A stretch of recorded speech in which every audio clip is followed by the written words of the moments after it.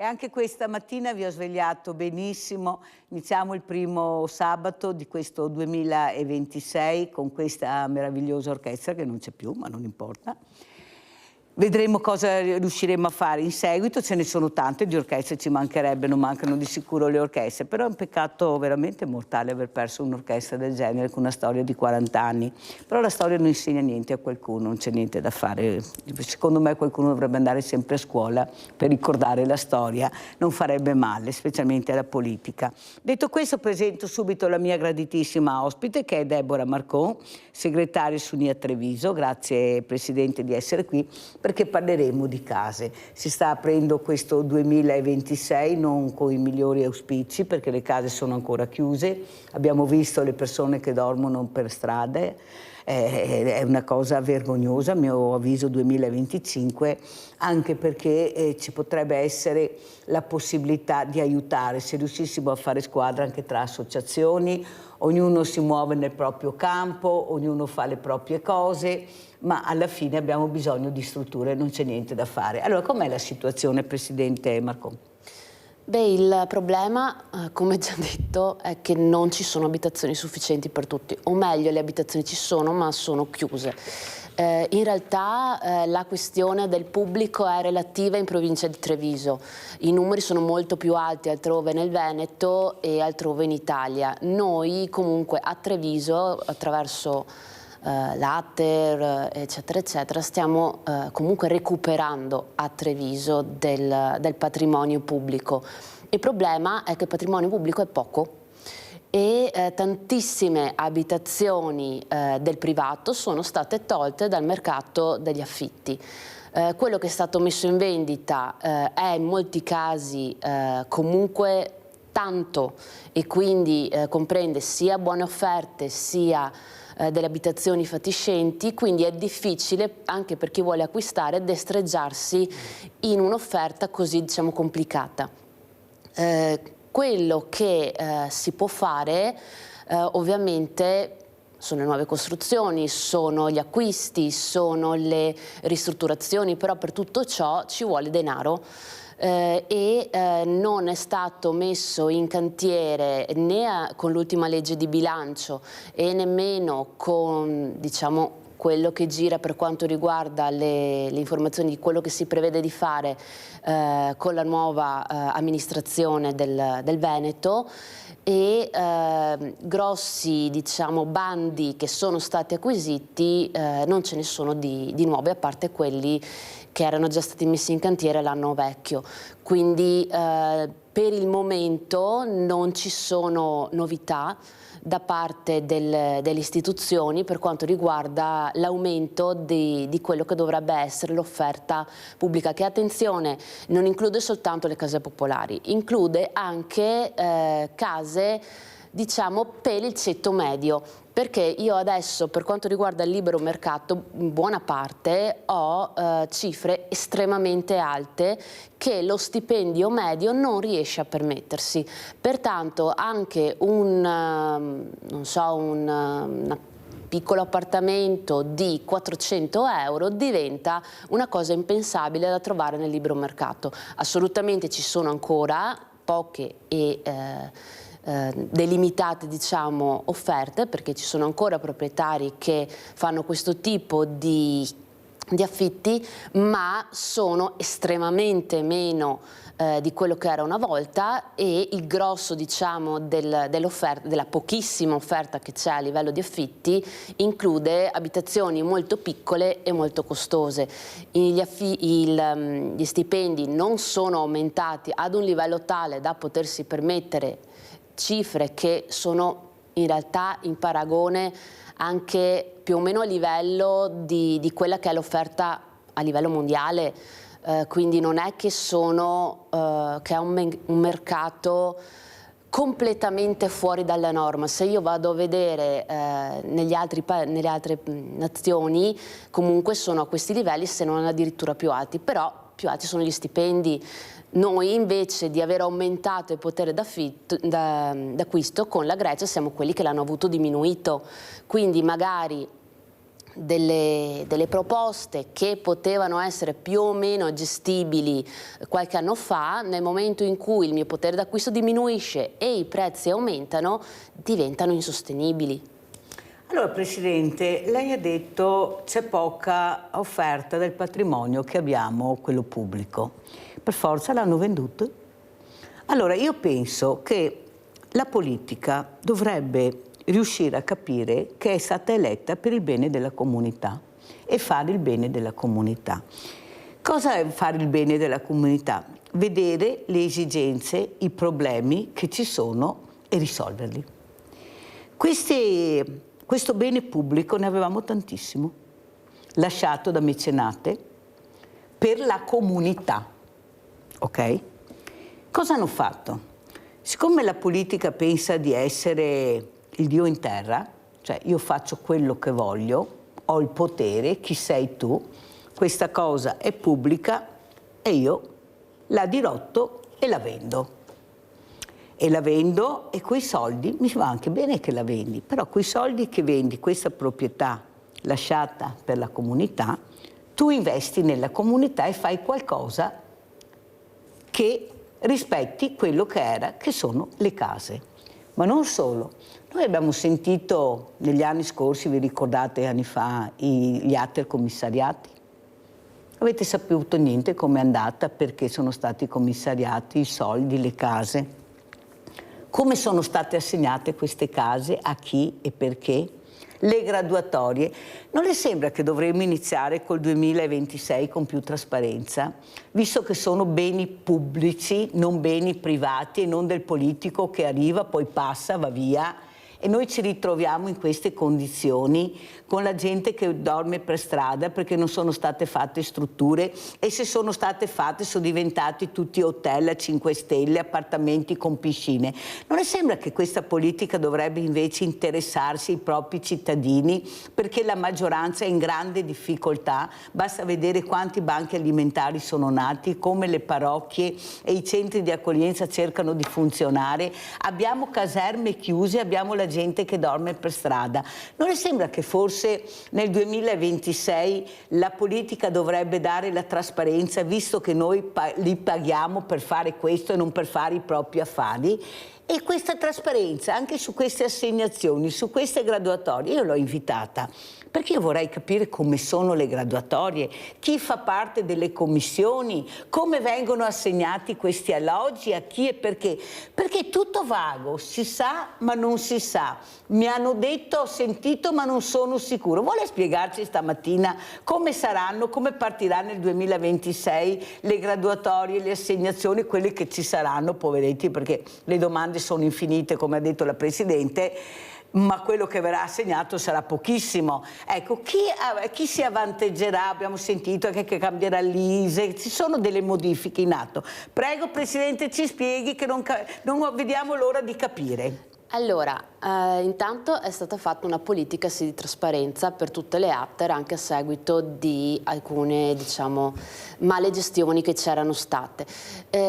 Adesso, per quanto riguarda la gestione corrente, tutto quanto è abbastanza trasparente.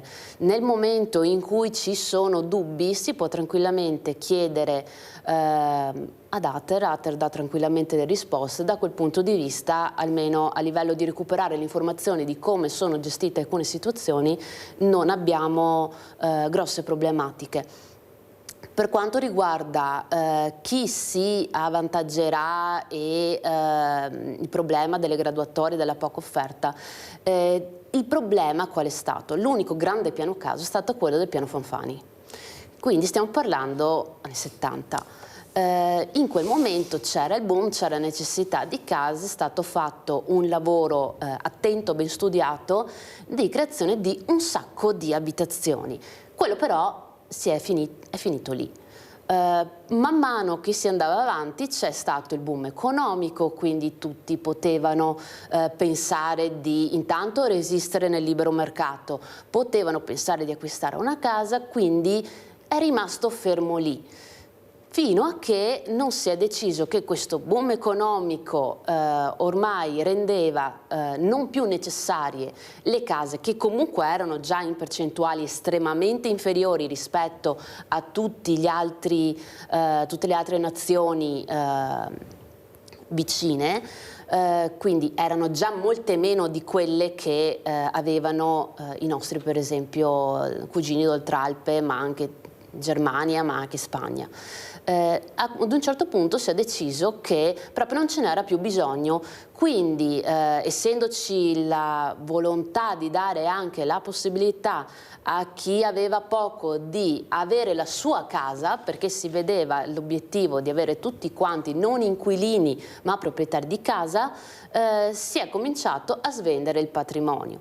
Poi nel momento... Svendere, Sì. svendere, che è un'altra parola. Esatto. Perfetto.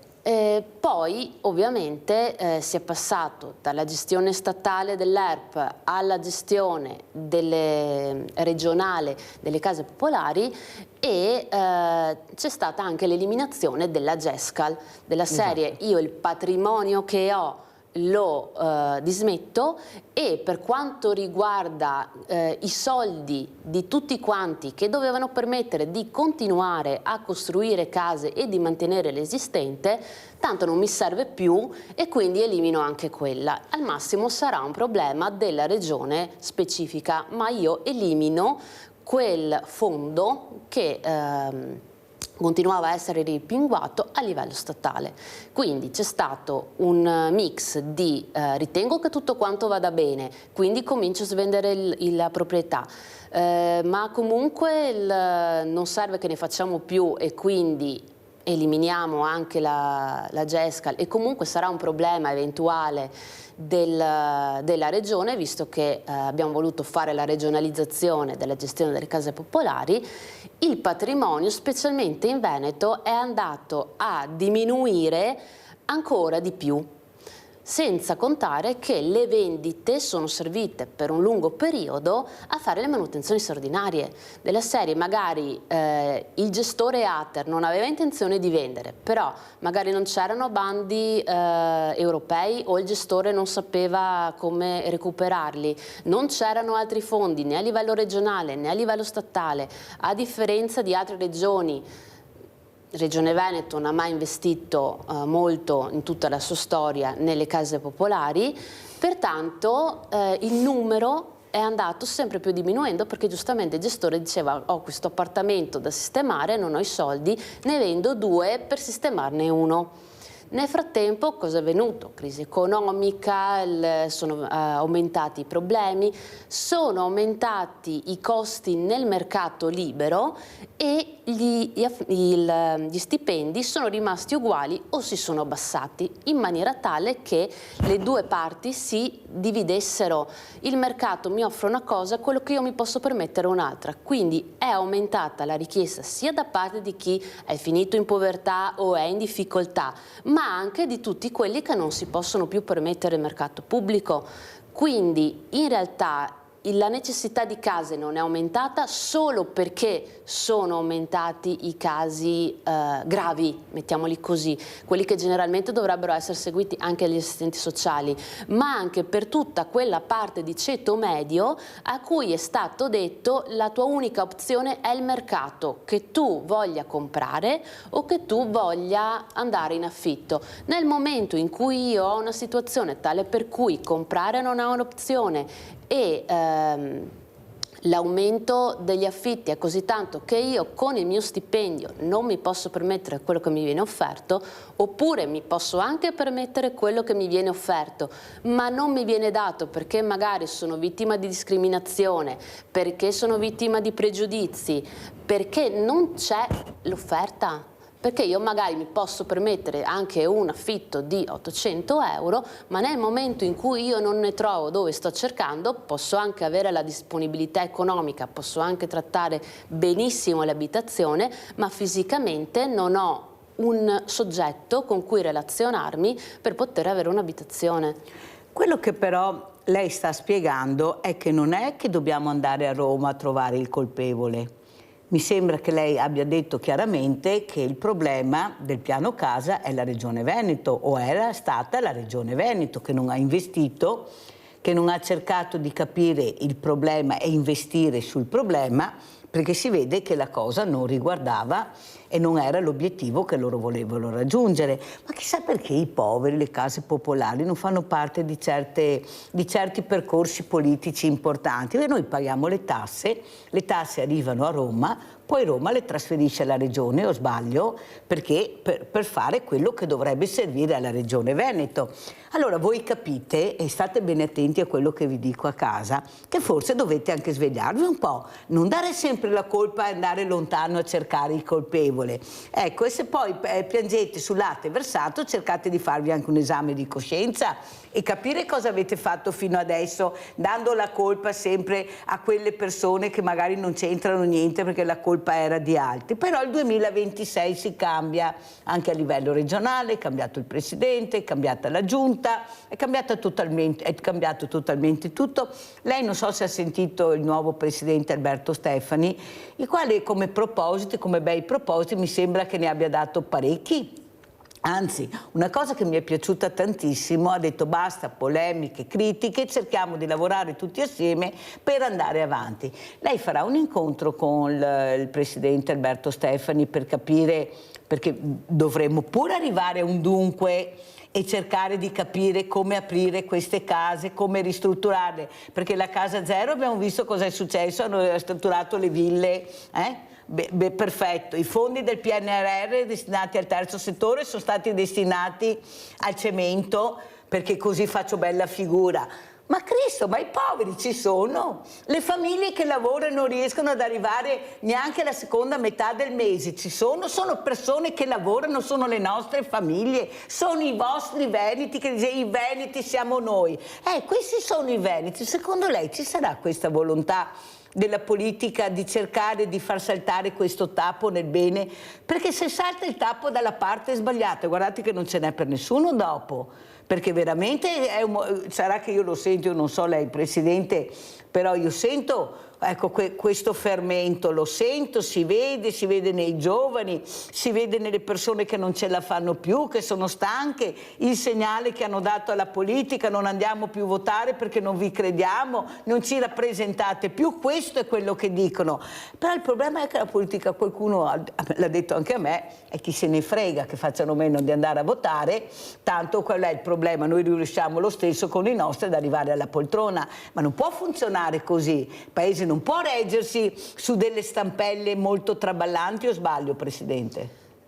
Allora, per quanto riguarda la prima domanda, noi avremo un incontro a livello regionale tra provinciali con il segretario regionale e di sicuro parleremo anche di quello. Quindi l'obiettivo sarà chiedere un incontro a Stefani o chiedere un incontro a quello che ci sarà indicato come rappresentante, perché adesso nella nuova giunta c'è infrastrutture che di solito è il referente per quanto riguarda le case popolari, però poi la Roma ha avuto come sociale anche la delega alla casa, quindi sarà da capire se sarà da interfacciarsi con tutti e due insieme, separatamente, per degli argomenti diversi, quindi ci sarà di sicuro un primo momento di assestamento per capire a chi riferirsi. Di sicuro noi il tentativo lo faremo, abbiamo fatto ripetutamente anche con le giunte precedenti, con risultati più o meno positivi,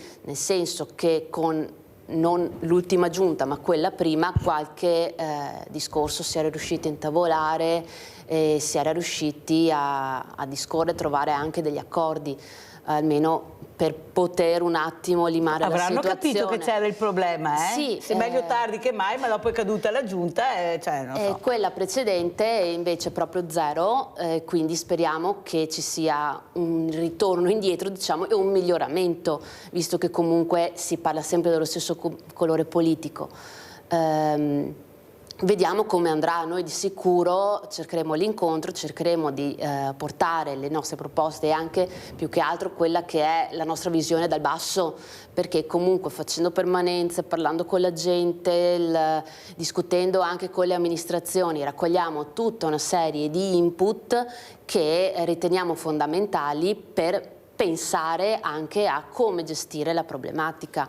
Allora andiamo a vedere, adesso andiamo a Vicenza, andiamo a vedere questo bando Case Popolari ERP Vicenza e poi commentiamo. Oltre 1100 le domande raccolte dal bando per l'accesso alle case ERP. Parte così il lavoro di istruttoria per la definizione della graduatoria, numeri che forniscono uno specchio di quelle che sono le situazioni di disagio abitativo in città. Molte domande di persone composte da un unico componente e rispetto agli altri bandi si riscontra un'importante presenza di persone con disabilità. Sappiamo come la nostra città, come un po' tutto il paese, la popolazione sta invecchiando, si sta ovviamente raffigurando uno scenario diverso rispetto al passato. Molte sono i nuclei familiari composti da un'unica persona, motivo per il quale lo sforzo deve essere impegnativo anche sul fronte della solitudine, ma anche di quelle che sono le attivazioni dei servizi di fronte al fatto che una persona magari è priva di una rete amicale o priva di un contesto familiare che possa essere a sostegno. Ma non solo, l'amministrazione procede anche sul fronte della ristrutturazione degli alloggi di edilizia residenziale pubblica, oggi sfitti. Si è infatti chiusa l'asta del primo blocco di alloggi di edilizia residenziale pubblica che l'amministrazione comunale ha deciso di alienare con la vendita di 2 alloggi dei primi 7, il cui ricavato per un totale di oltre 178.000 euro sarà utilizzato per ristrutturarne altri. A Pordenone torna in primo piano il tema delle case popolari, una questione che interessa da vicino molte famiglie del territorio e che rimane al centro del dibattito politico. C'è una caduta nel fare le case popolari, cioè nel senso che abbiamo molti appartamenti sfitti, ma abbiamo molte liste d'attesa per quanto riguarda la casa popolare, che non è determinato soltanto dall'immigrazione, che arrivano qua senza avere storia, fanno famiglie, grazie a Dio, anche numerose, perché altrimenti ci sarebbe una caduta più accentuata, ma proprio non riescono a trovare l'affitto, dunque trovano lavoro ma fanno più fatica a trovare una casa che gli venga assegnata, forse anche perché la legge prevedeva, sai, degli sfratti un pochino difficoltosi, invece adesso con il governo Meloni sembra che questa cosa si stia sistemando per l'acquisizione del diritto anche della proprietà.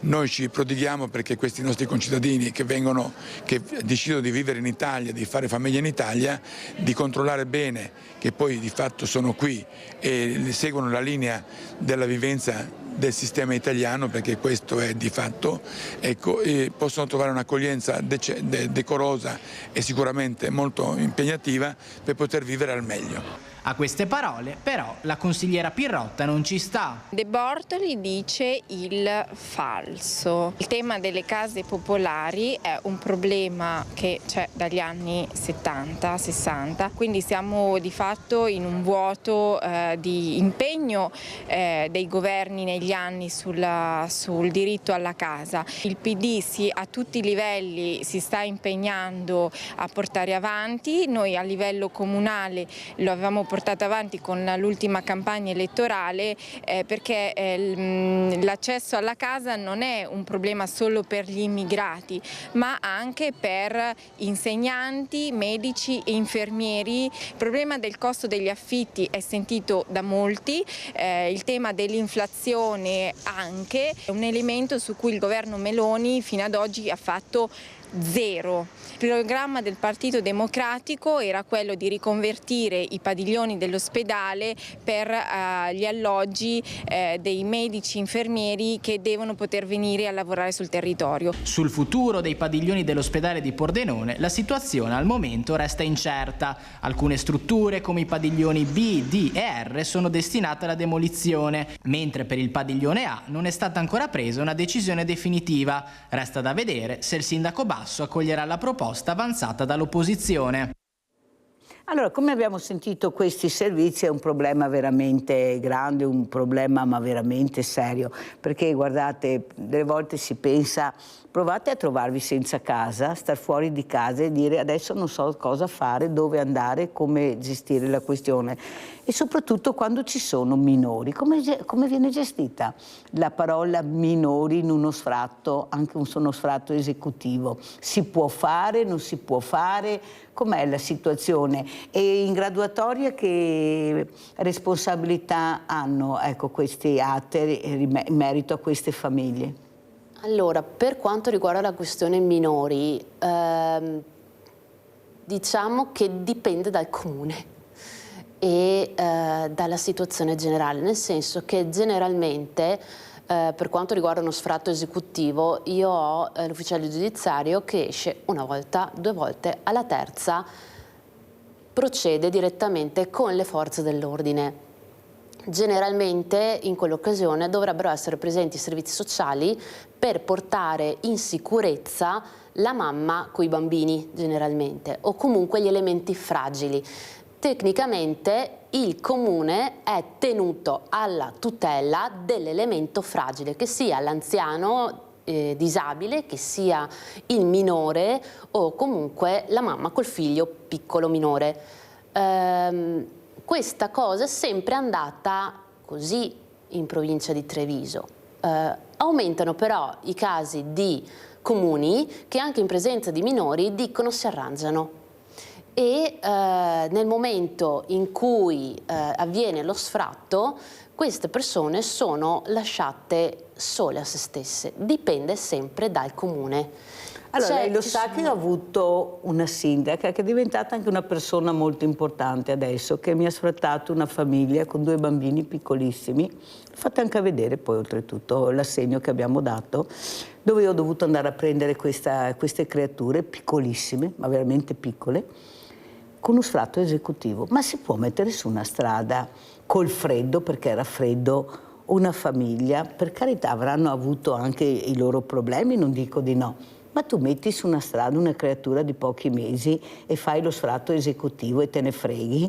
Io l'ho anche chiamata, non si è presentata, è venuto l'assessore al sociale che non sapeva cosa dire, si deve fare così, non si può fare altro, si deve fare così. Ho preso tutti i bambini, ho caricato tutti in macchina con i genitori, li ho portati da un altro comune, dove fortunatamente ho trovato questo sindaco che si è preso a cuore la situazione, ha capito il problema e mi ha trovato un alloggio dove ospitarli, perché non si sapeva dove andare. Ma si può arrivare a questo?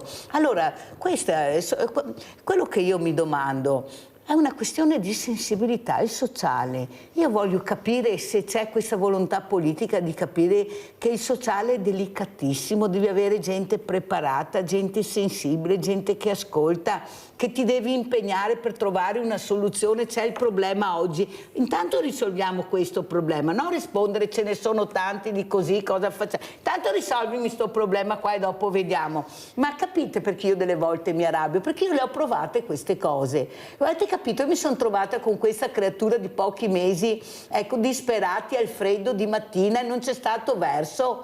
Ma io non so se veramente, ma continua così. Abbiamo visto davanti alla prefettura 7 persone a Treviso, non riusciamo a trovare alloggio a 7 persone a Treviso, e periferia non riusciamo a dare una dignità. Li abbiamo anche intervistati, non mi sembravano ladri, spacciatori, delinquenti, persone anche che lavoravano. Ma vi rendete conto? Ma perché ci si deve sempre girare dall'altra parte e non vedere il problema che c'è? Perché tutti parlano di festa, adesso pane, bimbe, fanna, calze. Sì, ma abbiamo anche questi problemi qua e iniziamo nel 2026 quei problemi che ci siamo trascinati dal 2025. Quando partiranno questi alloggi? Ecco, e soprattutto la commissione, da chi è composta la commissione per le assegnazioni? No, ci spieghi, perché io vorrei anche capire. Allora, dipende, nel senso che generalmente la commissione alloggi dovrebbe essere formata da un rappresentante sindacale,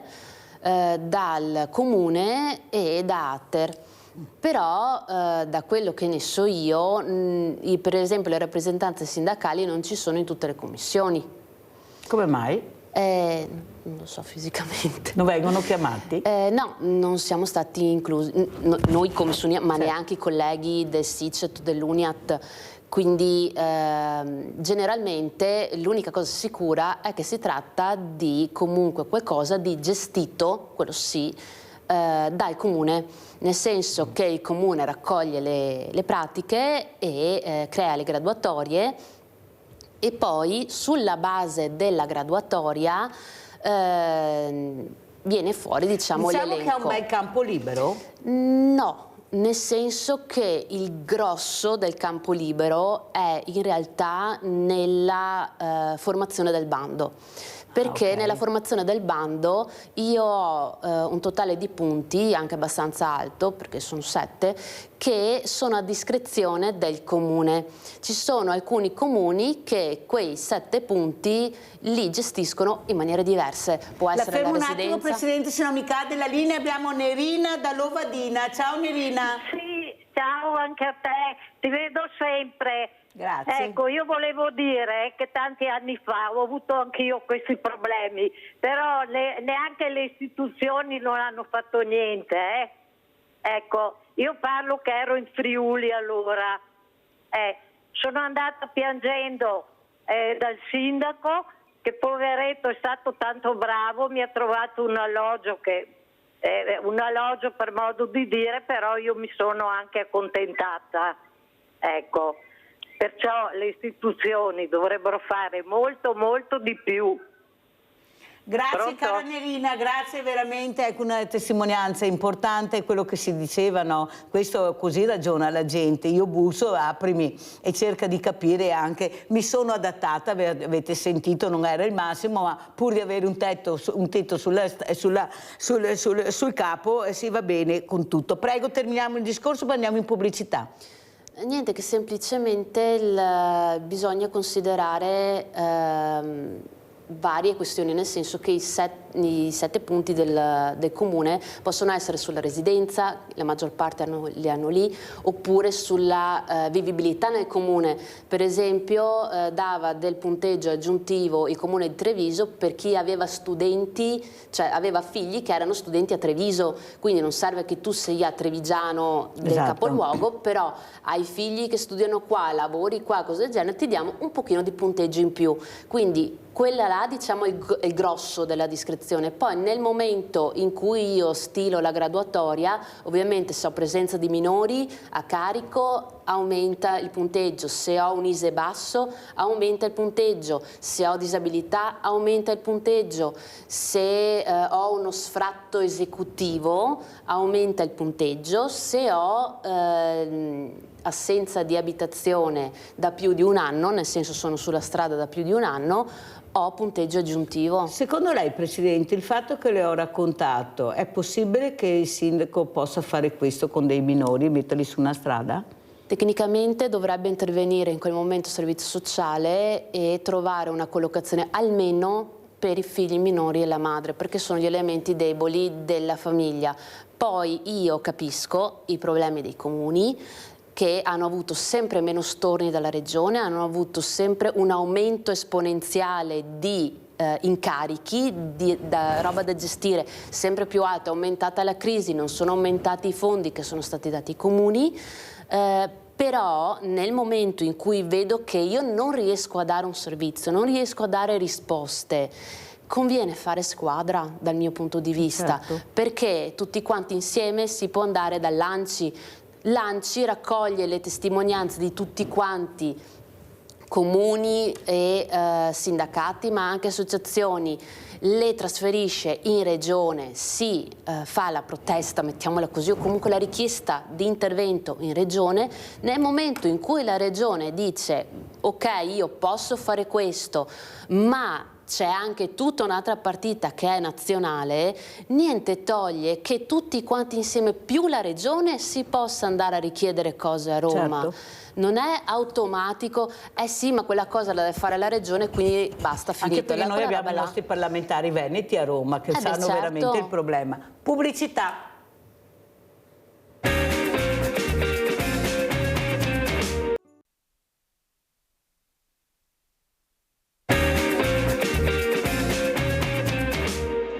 Ater Padova accelera sul recupero del patrimonio sfitto grazie agli investimenti strategici previsti dal Piano Nazionale di Ripresa e Resilienza. L'azienda sta portando a compimento una serie di cantieri per il finanziamento totale di opere pari a 7,6 milioni di euro che renderanno disponibili a breve 152 abitazioni rinnovate per le famiglie in graduatoria. Il primo intervento ha riguardato la manutenzione straordinaria di 70 alloggi sfitti tra Padova e la provincia. Il cantiere, del valore di 1.650.000 euro, è in fase di completamento. Un secondo lotto di lavori per un importo di 1.200.000 euro ha permesso di completare il riatto di altri 44 alloggi nel comune di Padova. A questi due grandi progetti si aggiungono altre operazioni diffuse sul territorio, sempre finanziate dai fondi europei, come la ristrutturazione con efficientamento energetico di 32 alloggi a Padova. L'impegno si estende anche alla provincia con la riqualificazione di 6 appartamenti a Battaglia Terme. Allora, commentiamo appunto con la Presidente Deborah Marconda, il SUNIA Treviso. Come vede la situazione? C'è un po' di apertura perché a parte il pubblico ma anche il privato fa fatica ad affittare, tiene chiuso, paga le tasse piuttosto di affittare l'appartamento perché ha paura del diverso, ha paura anche se il diverso lavora, poi entrano in 20, si presenta uno, mi distruggono la casa, è già successo, ma perché ci dicono sempre quelli che distruggono e mai quelli che li tengono bene? Perché ci sono anche quelli che li tengono bene o sbaglio? Ma infatti è una cosa che ci diciamo spesso tra sindacati della proprietà degli inquilini, che tutti i buoni inquilini vengono da noi, tutti i cattivi inquilini vanno da loro e viceversa, tutti i cattivi proprietari li troviamo noi e tutti i buoni proprietari li trovano loro, come battuta ovviamente. Più che altro perché anche noi nel momento in cui ci confrontiamo riconosciamo che sì, certo ci sono le dispute, i problemi, ma c'è anche un'enormità di situazioni che invece vanno bene. Però giustamente nessuno fa il servizio su ci sono stati, non so, 20 affitti in questa zona, tutti e 20 sono andati bene. Il servizio si fa nel momento in cui arriva il proprietario esasperato che dice ho passato 2 anni per liberare casa e poi me l'hanno restituita distrutta. Ovviamente c'è sempre una cassa di risonanza più alta, più forte per chi per i problemi, ma le situazioni che sono finite bene sono enormemente di più e le abbiamo viste noi, le hanno viste i colleghi. Però sono cose che non fanno notizia e quindi si pensa che la normalità sia trovare l'inquilino che non paga, l'inquilino che distrugge casa, e non è che queste cose non succedano, però ci sono anche delle modalità e diciamo delle cose da fare che possono prevenire il problema o che possono permettere di agire subito. Il problema che dicevamo prima anche delle graduatorie, che l'aumento di punteggio c'è soltanto quando io sono in strada da 1 anno o nel momento in cui ho l'esecutivo. Là mi servirebbe anche tutta un'offerta per chi magari ha ricevuto solo la disdetta, che è agire prima che si crea il problema. Stessa cosa nel momento in cui ho l'inquilino che non paga, l'inquilino che magari ha difficoltà di gestione, gli do una possibilità di uscita da quella situazione, magari l'inquilino anche esce perché si rende conto che finirebbe nei problemi se va avanti così, solo che non c'è un'idea di azione prima, di cercare di evitare che si vada a creare il problema strutturata a livello pubblico, perché nel momento in cui creo abbastanza offerta pubblica per fare anche questi, fra virgolette, travasi, scarico una serie di responsabilità dal privato e anche comunque adesso che questa cosa non c'è, anche se sarebbe auspicabile, ci sono delle accortezze, mettiamole così, che mi permettono di salvare la situazione. Purtroppo vengono da noi gli inquilini o vanno i proprietari dai colleghi di sindacati proprietari molto spesso quando la situazione è già esasperata o è già molto avanti, non rendendosi conto che io devo intervenire subito. Io sono un inquilino che vedo che faccio fatica a pagare, mi attivo subito per andare dal sindacato inquilini e capire cosa posso proporre al proprietario per cercare di salvare. È auspicabile che io comincio già a cercare, magari vado anche a farmi i bandi delle case popolari, non prenderò magari subito l'affitto dell'alloggio, però magari acquisisco anzianità di graduatoria, magari quell'anno non ce l'ho. Intanto sono in graduatoria, esatto, perché tu sei pronta, ma hai fatto domanda? No, perché tanto noi mi addassi, ma questo discorso qua, Rinaldo da Venezia, poi continuiamo, vai Rinaldo. Ciao Mirella. Ciao. E buongiorno alla tua ospite. È il problema che se io andare in cerca di risolvere. Ciao Mirella e buongiorno al tuo ospite. Sono in ritardo perché vado a farmi le terapie, Mirella. Sì, bravo, non state preoccupare. Grazie.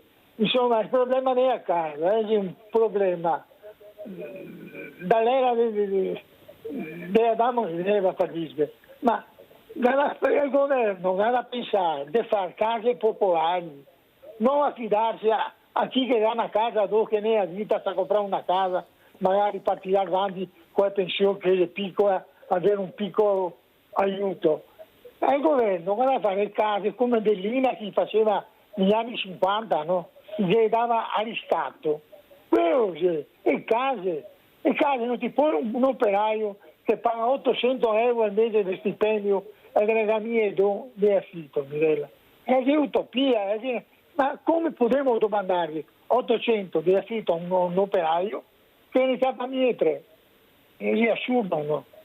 E ora, lo Stato, invece di comprare bombe, cannoni per dargli in giro o dargli aiuti di miliardi a chi che fa le guerre, pensi alla povera gente italiana che va bene. C'è gente che sa comprare casa anche adesso, dice che il 90% all'80% se parlano di casa, ma il mutuo, un mutuo che dura 50 anni, si compra la casa a 30 anni, da finire pagano 80, ma è tutte robe, si fa case normali, come che si usa adesso, non del lusso, e gli mette a una cifra che un operaio possa pagarla. Dopo coesiste a chi che merita, che ha le condizioni giuste, si gli dà, basta. E lì una casa che ha sempre fatto così. Una volta gli operai pagavano lì una casa e chi che aveva bisogno poteva fare domanda della casa e che chi che era rua. Invece ancora case serali dei comuni, ma qua a Venezia ne sono 3.000 case serali. Già preferivo fare il bosco di cosa sia, il bosco nuovo. Bosco dello sport. Grazie caro Rinaldo, grazie, curati, mi raccomando, perché ti vogliamo in salute, fai bene a fare le terapie, complimenti, bisogna assolutamente fare prevenzione, la terapia è prevenzione. Detto questo andiamo a vedere, visto che il nostro Rinaldo ha parlato di Mestre, andiamo a vedere le case sfitte a Mestre, poi commentiamo con Deborah Marcon.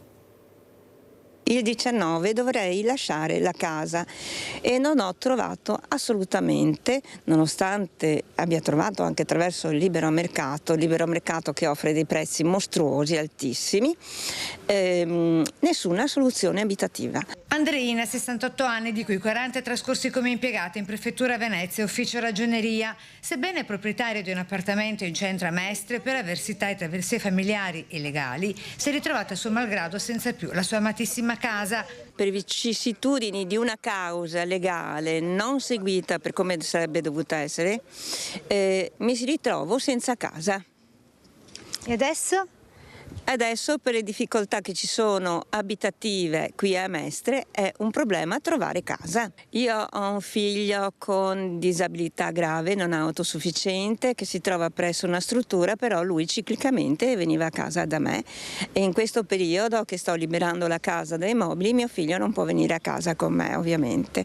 Eppure di case Ater, Mestre ne è bulimica, più di un centinaio nella sola area di Via Piave e tra le vie Cavalieri di Vittorio Veneto e Fiume Montesanto. Così Michele Boato, consigliere di Ambiente e Bene Comune, nel corso del sopralluogo attorno alle case sfitte, chiuse e murate. Ci sono anche queste altissime grate. Vengono chiuse, vengono murate, vengono cementate con il principio della sicurezza, dicendo non possiamo restaurare, non abbiamo i soldi e le chiudiamo, punto e basta. Il problema è che invece i soldi ci sono. 85 milioni di avanzo di bilancio quest'anno e basta 1 milione per sistemare 25 case. Cominciamo, insomma. In costante aumento i casi di emergenza abitativa, tra gli ultimi in ordine di tempo in terraferma anche quello della mamma bengalese che, seppur in regola con il pagamento degli affitti nella sua casa di via Fapanni a Mestre, si è ritrovata giovedì scorso 7 novembre sfrattata con i suoi 3 bimbi piccoli dall'ufficiale giudiziario. Stessa sorte cui andrà incontro anche la sfortunata Andreina il prossimo 19 novembre. Sfortunata perché proprio lei tendeva una mano agli altri in quanto prima assessore comunale, poi consigliere di municipalità, al sociale con Cacciari sindaco, ed ora si ritrova a suo malgrado dall'altra parte della barricata. È stata fatta la richiesta in questi giorni per avere una soluzione abitativa del comune, tenendo in considerazione che per dati certi ci sono case e dell'Ater e del comune, migliaia di case che sono sfitte. Allora, Presidente Marcolma, siamo in chiusura, come commenta e come ci saluta? Diciamo che proviamo a guardare avanti, speriamo che effettivamente la Regione accolga noi e gli altri colleghi, che ci ascolti. Che entrate nelle commissioni? Magari. Più che altro per dare il nostro contributo, esatto. Perché è vero, noi siamo tacciati di essere sobillatori, le zecche rosse, robe del genere, però in realtà quello che facciamo è ascoltare la gente, cercare di trovare soluzioni e trovare accordi che possano andare bene a tutti quanti, che possano risolvere alcune situazioni problematiche. Una proposta che noi abbiamo sempre fatto alla Regione Veneto è quella di investire almeno un 1% del PIL sulla questione casa, proprio per fare nuove abitazioni o per ristrutturare quello che c'è. Noi abbiamo avuto la fortuna che Ater Treviso è riuscita a prendere e a gestire certi bandi, non sono sufficienti comunque per tutto quello che c'è ancora da fare. Le altre Ater sono messe molto peggio di Ater Treviso perché quei bandi non sono riusciti a prenderli, quindi non è che si può lasciare completamente da solo un ente gestore, anche perché un problema dell'Ater è che è un ente economico invece di un ente sociale come dovrebbe essere, quindi lei non può andare non può andare sotto, non può essere in deficit, non può fare cose strane perché deve tenere un bilancio preciso. Non può andare in deroga a tutta una serie di obblighi che sono stati dati dalla legge, anche alcuni assurdi, come per esempio il fatto che loro non possono avere il proprio amministratore di condominio. Ecco, a proposito di amministratore, l'ultima cosa importante, cambierà anche la responsabilità dell'amministratore, perché non si riesce bene a capire che l'amministratore dice non posso intervenire, non posso fare, la legge non mi permette, sì, ma allora cosa serve l'amministratore? Nel momento che una persona si comporta male, ci dovrebbe essere pure una legge che dice a questo amministratore tu puoi entrare, puoi vedere, e se questa persona non corrisponde a quello che giuste alle regole che ci sono, questa persona va veramente allontanata. Dipende dalla situazione. Per esempio, nel caso si tratti di un inquilino, il responsabile è sempre il proprietario. Perché capito? Il proprietario ha, fra virgolette, il coltello dalla parte del manico, perché il non rispetto delle regole condominiali, esattamente come il non pagamento degli oneri accessori, come il non pagamento dell'affitto, è ragione per cui io posso posso avviare uno sfratto per inadempienza, per finita locazione, per morosità, a seconda di qual è la situazione. Però io proprietario posso agire, ho tutto l'iter che è ben regolato e devo seguire per liberare l'appartamento, e include anche il non rispetto delle regole, il non pagamento degli oneri accessori. Una cosa che ogni tanto a me capita è gente che dice non capisco perché ho avuto lo sfratto per morosità quando io ho sempre pagato l'affitto regolarmente. Vai a vedere e magari non sono stati pagati gli oneri accessori, però nel momento in cui io non pago il condominio e la cifra è superiore alle 2 mensilità, comunque il proprietario può dare avvio allo sfratto per morosità, perché l'amministratore... E quanto tempo ci vuole? Dipende. Grosso modo?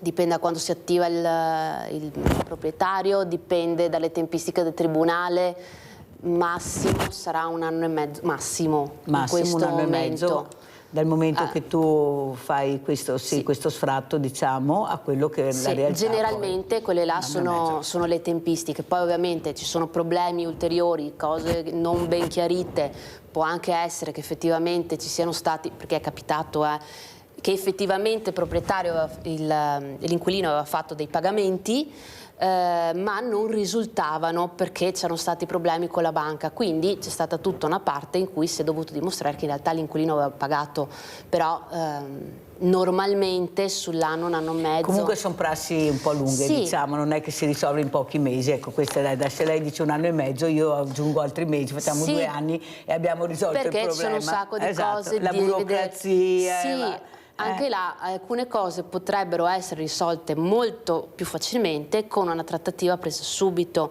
Ovviamente alcune cose non sono gestibili, perché se proprio l'inquilino non ha i soldi per pagare, proprio assolutamente non si trovano soluzioni abitative e la situazione è non gestibile, ovviamente non se ne può venire fuori, ma alcune situazioni che magari ci sono arrivate tardi potevano tranquillamente essere gestite facilmente. Grazie a Deborah Marcon, segretario SUNIA Treviso, di essere stata con noi. Abbiamo imparato qualcosa di più, un po' più di trasparenza, perché anche noi abbiamo diritto di capire, visto che paghiamo noi, poi questi politici che dovrebbero dare soprattutto la trasparenza e soprattutto far entrare anche questi sindacati tutti, perché è quello che dice, e non a spot, ma perché potrebbero dare, come dice giustamente Deborah Marcon, anche un supporto a quello che potrebbe essere questa commissione. Pubblicità.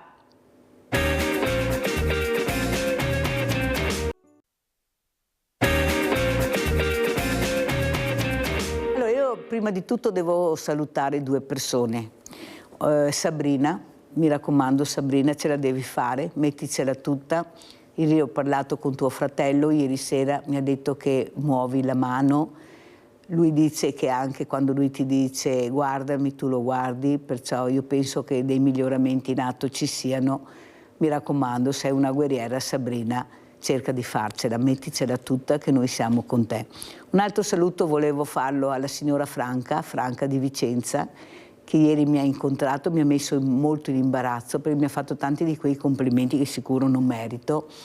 E lei dice che quando parlo lei si riscontra proprio su tutto quello che dico, quello che vorrebbe dire lei. Perciò capite che io cerco quando parlo di parlare con le persone che mi hanno fermato e di dire quello che mi hanno detto. E questo è molto importante perché sono le persone che pagano le tasse, che avrebbero diritto a una serenità, che sono anche schifate nel vero senso della parola della politica, basta vedere i numeri dell'astensione che non vanno a votare, sono numeri raccapriccianti, però come si parlava prima qualche politico mi ha detto beh, se non vogliono qual è il problema, noi andiamo e noi saremo eletti con i nostri, quelli che ci voteranno, perciò per noi il problema non esiste, ma esiste per noi, perché il paese non va per niente bene. Ne parleremo questa mattina con uno storico, il dottor Sergio Tazzer. Buongiorno dottor Tazzer. Buongiorno a lei e buongiorno all'avvocato Tocchetto. Parleremo anche con l'avvocato Antonella Tocchetto, che ringrazio di essere qui. Parleremo anche di questa riforma, di questo referendum che noi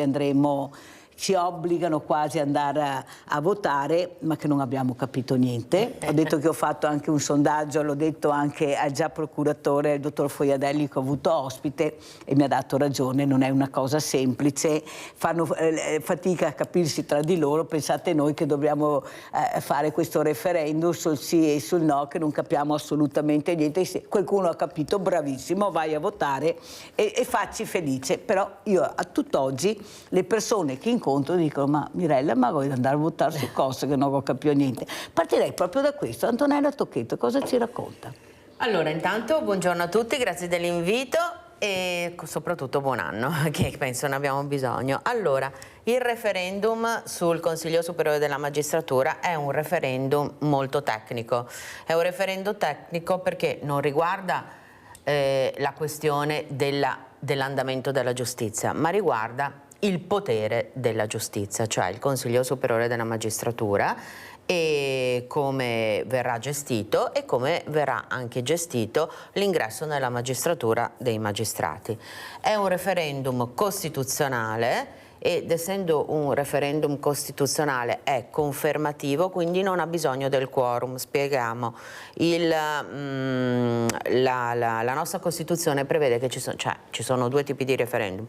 Il referendum che ha bisogno del quorum, che si può fare ad esempio sulle materie che molti di noi sono andati a votare, quello dell'acqua o quello ad esempio diciamo così sulle libertà, sulla giustizia, sull'aborto, sul divorzio, e là c'è bisogno del quorum, mentre in questo caso qua, essendo una riforma costituzionale, poiché non ha raggiunto i 2/3 dei parlamentari che l'hanno votata, è un referendum conformativo, quindi passerà il sì o il no a prescindere da quanti vanno a votare. Vanno a votare 2 persone?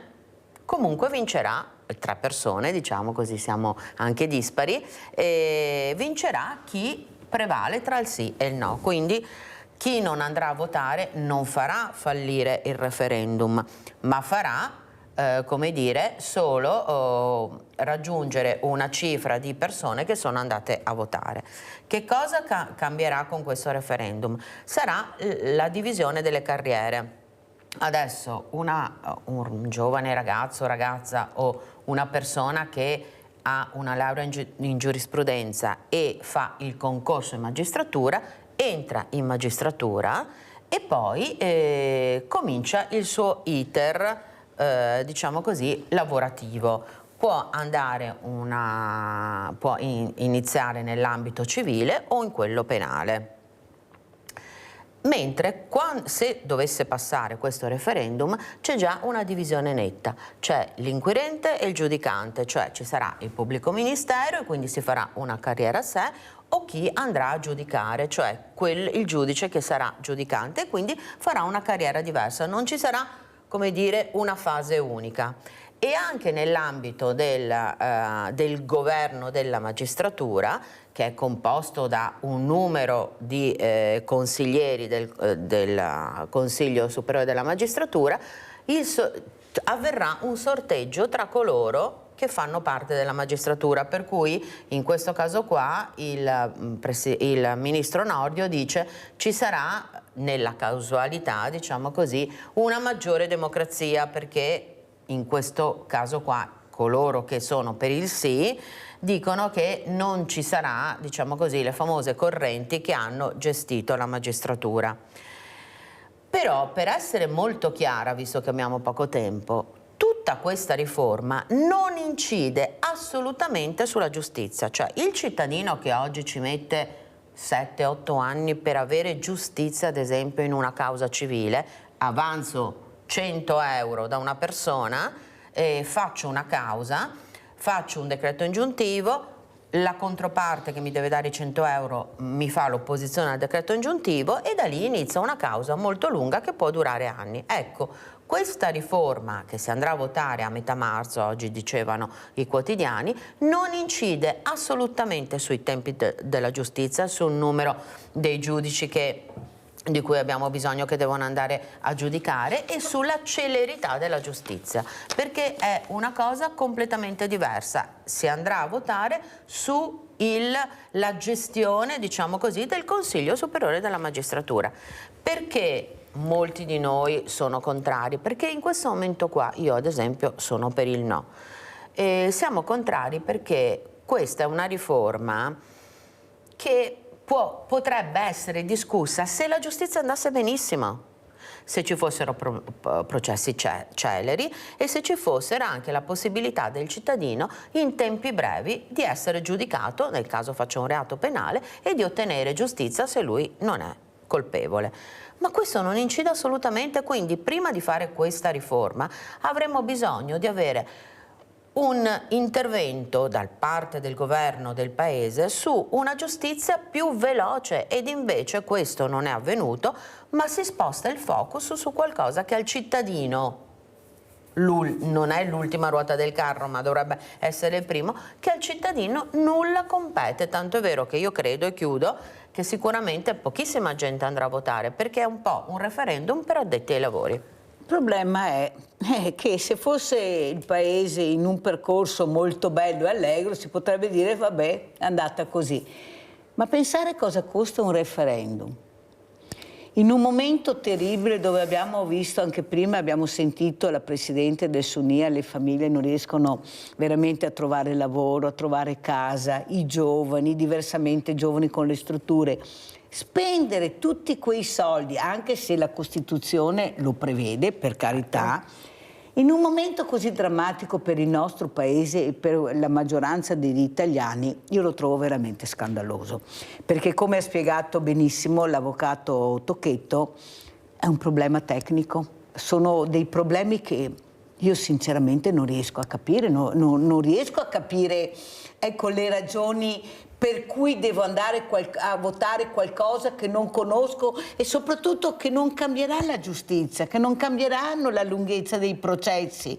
Allora, dottor Tazzer, cosa dice lei in base anche a quello che ha sentito dall'avvocato? Poi ognuno la vede alla propria maniera, ci mancherebbe, siamo in democrazia, però è giusto anche dire io non ho capito niente, quelli che hanno capito benissimo, andate a votare e siate felici. Prego. Beh, io dico che per esempio la separazione delle carriere esiste in Francia, Germania, Gran Bretagna, Repubblica Ceca, Svezia, Danimarca, Spagna addirittura, e quindi non vedo perché non si possa essere europei anche nella giustizia. Dopodiché l'avvocata Tocchetto, che è una specialista, una tecnica, è una molto interessata perché ci lavora, lamenta che la giustizia sia molto lenta. Per esempio io sostengo che fare 2 mesi di ferie all'anno sia un po' troppo per un magistrato, perché un cittadino come tutti gli altri, cos'è? Molto stanco? Io vedo che per esempio il pomeriggio non c'è nessuno in tribunale. È vero o non è vero? Sì. E quindi si tratta, per carità di Dio, io non voglio fare l'efficientista, però si tratterebbe anche di rivedere la funzione, gli orari di lavoro, l'impegno del magistrato. Questo è il mio punto di vista. Per carità di Dio, non ci sono soltanto i magistrati per far funzionare la magistratura. L'importante è che ci siano anche, per esempio, gli impiegati, gli uscieri, gli ufficiali giudiziari, quelli di cui si è parlato prima, quando uno è moroso, non paga l'affitto, eccetera, eccetera. Questa è la realtà.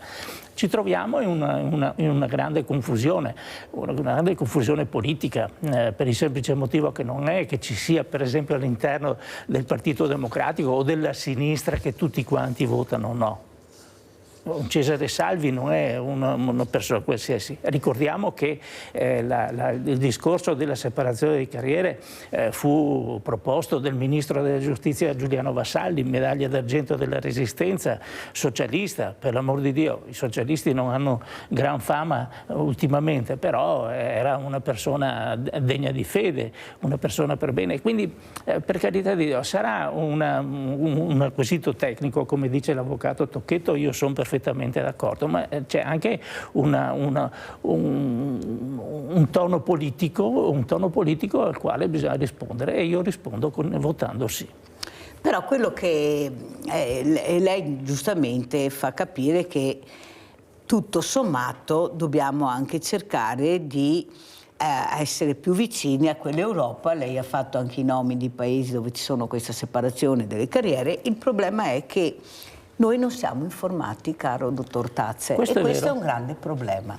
Ci mettono di fronte a un referendum subito, senza capire che forse dovevano molto prima fare prevenzione con la comunicazione. Noi non sappiamo mai niente. Mi ricordo il famoso referendum sulle trivelle, ecco com'è andata a finire, perché la gente non capiva cosa sono le trivelle. Dove sono, perché, e magari sul fine vita, dove che abbiamo le idee chiare, non ci fanno votare, non fanno il referendum, perché il referendum lo fanno a scopo proprio per il bene proprio, non per il bene del Paese. Il bene del Paese non è il referendum sulla separazione delle carriere, il bene del Paese è una giustizia che funzioni, e qua non se ne parla, almeno così ha spiegato l'avvocato. Io volevo una giustizia, ma penso tutti gli italiani, più veloce, non è possibile andare avanti 10 anni, 15 anni con un processo, con i costi che ha.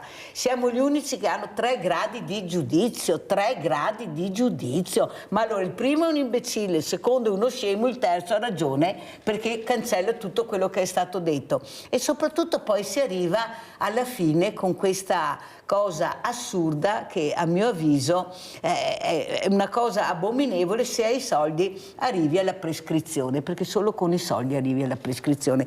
Capisce che il povero Cristo che deve affrontare, avete mai affrontato un processo? Provate. Avvocato, non è che sia così semplice. Ecco, allora io sarei per essere andata a votare per una giustizia più semplificata, non per un qualcosa di tecnico. Uno la vede, l'abbiamo sentito, in una maniera, uno la vede ma ci sono fior di tecnici che potevano fare questo, ci sono commissioni, ci sono giudici, avvocati, tecnici. Perché dare sempre il pallino al cittadino dicendo ma la Costituzione dice questo, tu devi fare il tuo dovere? Sì, ma io voglio anche capire, perché mica è semplice fare un sì o un no. Bisogna anche capire dove andrà a finire il mio sì o il mio no. Avvocato. Io aggiungo una cosa a quello che ha detto il dottor Tazzer, che è giustissima. La riforma delle carriere è vero che c'è, la separazione delle carriere è vero che c'è in molti altri paesi. È vera anche una cosa, che il Partito Democratico non è tutto per il no, c'è una parte del partito che voterà sì, ma questo dimostra che, siccome questa è una riforma costituzionale, se i parlamentari e anche il governo avessero lavorato bene, avrebbero potuto trovare un accordo trasversale tra tutte le forze politiche, raggiungere i 2/3 della votazione e il referendum non si sarebbe fatto, perché l'accordo era così ampio, come prevede la Costituzione, che se si raggiungono i 2/3 dei votanti, la riforma costituzionale, cioè che cambia la Costituzione, che è la carta più importante delle nostre leggi, avrebbe avuto un iter parlamentare che si sarebbe concluso con la soluzione. Però si è voluto fare, non so se è giusto o sbagliato da una parte, una forzatura, e i 2/3 non si sono raggiunti, per cui è necessario per l'approvazione della riforma costituzionale andare a referendum come dice la Costituzione. È vero che se invece, bello il raffronto, come è stato per l'acqua, che io se potevo sarei andata a Acqua Pubblica a votare 7 volte, ma ho potuto come tutti andare a votare una volta sola, se noi facessimo un referendum sul fine vita, che sarebbe sicuramente molto divisivo, ma aprirebbe un dibattito anche etico molto importante, io penso che potremmo raggiungere l'80% dei votanti, come è stato ad esempio sul referendum o sull'aborto. Ecco, lo strumento referendario, questo è uno strumento referendario a parte perché è costituzionale, va sempre utilizzato per materie molto importanti che possono cambiare il destino e la vita delle persone. Queste riforme costituzionali, che richiederebbero, secondo me, una serietà dei parlamentari, che peraltro è banale dirlo e anche a volte dicono beh vabbè ma cosa c'entra, sono comunque pagati profumatamente, per trovare una soluzione all'interno del Parlamento e fare una riforma costituzionale condivisa. Avessero raggiunto i 2/3, magari anche coinvolgendo il Partito Democratico, AVS, i centristi, per trovare una soluzione che in qualche modo 2/3 del Parlamento avrebbe condiviso e l'avrebbero votata. Io credo che questo sarebbe stato giusto. Ma concordo perfettamente. Non è che per caso non si sia raggiunto i 2/3 in Parlamento perché la magistratura, soprattutto certa magistratura militante, si sente più vicina alla sinistra. Io sono uomo di sinistra, sono sempre stato socialista, lo dico, lo sono ancora, ma per questo dico, non è che ci sia questa troppa vicinanza come abbiamo visto in tante inchieste giudiziarie, in tante azioni della magistratura? Può anche essere, per carità, ma i giudici sono sia da una parte che dall'altra, cioè, quindi qua io penso che al di là giustamente di una visione anche di una giustificazione di non aver raggiunto i 2/3. Io credo che però chi va in Parlamento e ha un compito molto importante, io veramente farei una selezione durissima, altro che le liste di partito, farei proprio una selezione durissima su chi ci deve rappresentare e fare le leggi che devono essere i migliori del nostro Stato, come avveniva nell'antica Grecia, diciamo così. E quindi io penso che lì avrebbe dovuto anche, che quando si discute di riforme così importanti costituzionali, ci deve essere anche il buon senso. Allora, la indicazione politica può servire fino a un certo punto. Qua bisogna trovare la soluzione migliore per rendere una legge costituzionale veramente che rivesta, diciamo così, l'interesse dello Stato. E allora io spero anche che il parlamentare che sta lì, più che sentirsi vestito da giudice o sentirsi vestito da Partito Democratico o da Fratelli d'Italia, metta il buon senso per fare la riforma migliore a favore dei cittadini che in quei 5 anni là rappresentano. Certo, però, io me lo auguro questo. Avvocato Tocchetto, che la destra ha fatto un'altra volta centro, perché è riuscita a dividere anche la sinistra, l'ha detto anche lei, il PD, per esempio, che è il partito di opposizione, si divide tra il sì e il no, ci sono chi sono favorevoli. Capisce che ancora di più a casa dicono ma cosa ci stanno raccontando allora? Perché se già questo fa capire, ecco, quanto tecnico sia il problema, è conforme dall'angolazione che tu lo vedi, voti sì o voto no. Io veramente rimango allibita, stupita che nonostante tutti gli sforzi che facciamo per far capire alla politica nazionale i problemi veri del paese, continuano a girarsi da un'altra parte e vedere quello che loro vogliono vedere. Dottor Tazze. Ma per esempio i cittadini vedono per esempio anche i cambi di casacca, un procuratore della Repubblica, un magistrato che diventa deputato o senatore, poi ritorna a fare il magistrato. Dal punto di vista del diritto del lavoro è una cosa legittima, dal punto di vista dell'opportunità non mi pare proprio.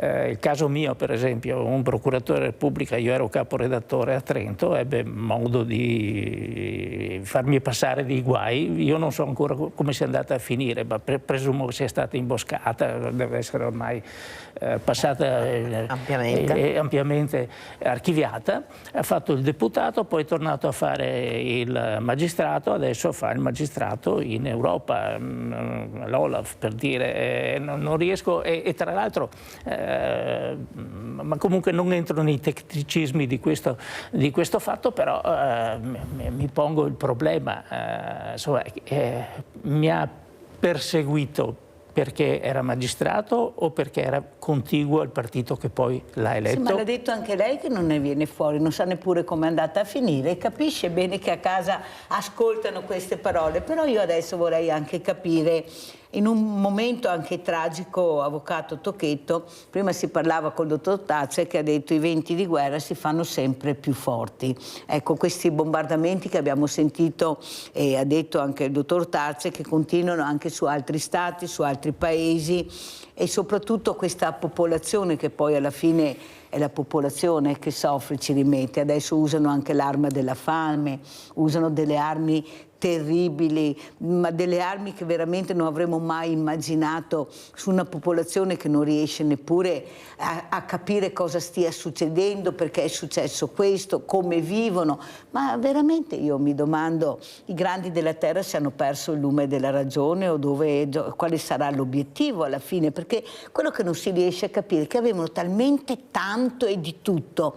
Perché mi sembra di tornare indietro nel tempo, ecco, quando facevano queste pazzesche uccisioni, questi stermini, ecco, non si sa neppure il perché, però che morivano erano tantissime persone, e continuiamo nel 2025 e iniziamo nel 2026. Però io sono con i giovani, questi giovani che protestano. Avete visto quanti sono scesi nelle piazze per la pace, per la libertà, per i diritti civili, per i diritti umani. Ecco, io sono molto contenta e qua sono ottimista che forse un domani questi giovani riusciranno a riprendere in mano il mondo. Cosa ne pensa, avvocato? Beh, allora i temi sono tantissimi. Intanto stamattina ci siamo svegliati con il bombardamento in Venezuela, della capitale. Tra l'altro un'ANSA di adesso dice che Trump ha dato un'ANSA che ha dato la notizia che sono stati catturati Maduro e la moglie e sono stati portati fuori dal Venezuela. Tra l'altro siamo anche molto preoccupati, penso come tutti, per il nostro connazionale che è dentro il carcere della capitale del Venezuela e ancora nulla sappiamo di lui. E quindi al di là del giusto appello del Papa nella giornata del 1° gennaio sulla pace, noi oggi c'era un editoriale, mi pare su un quotidiano, non ricordo quale, che dal 1945 il 2015 si è chiuso con più conflitti in tutto il mondo. Dal Venezuela a Gaza, dove stanno facendo espellere tutte le associazioni, le ONG che stanno aiutando la popolazione di Gaza, dalla Caritas a Medici Senza Frontiere, per i conflitti che non terminano mai, perché abbiamo chiuso il 2025 con l'incontro a Mar-a-Lago tra Trump e Zelensky, che sembrava si dovesse chiudere la guerra, e invece la guerra continua, anzi è previsto un ulteriore bombardamento, dicono le fonti giornalistiche, il 7 gennaio di Putin sull'Ucraina.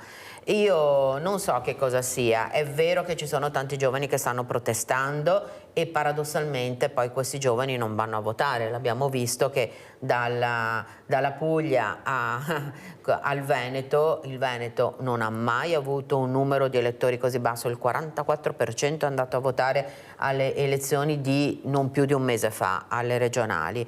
Quindi è vero che ci sono tanti giovani che sono in piazza, è vero che questi giovani non vanno probabilmente a votare perché non credono, ma è vero anche che ogni anno le guerre aumentano e non diminuiscono. 69-70 conflitti sono tantissimi in giro per il mondo. Gabriella, abbiamo in linea Gabriella.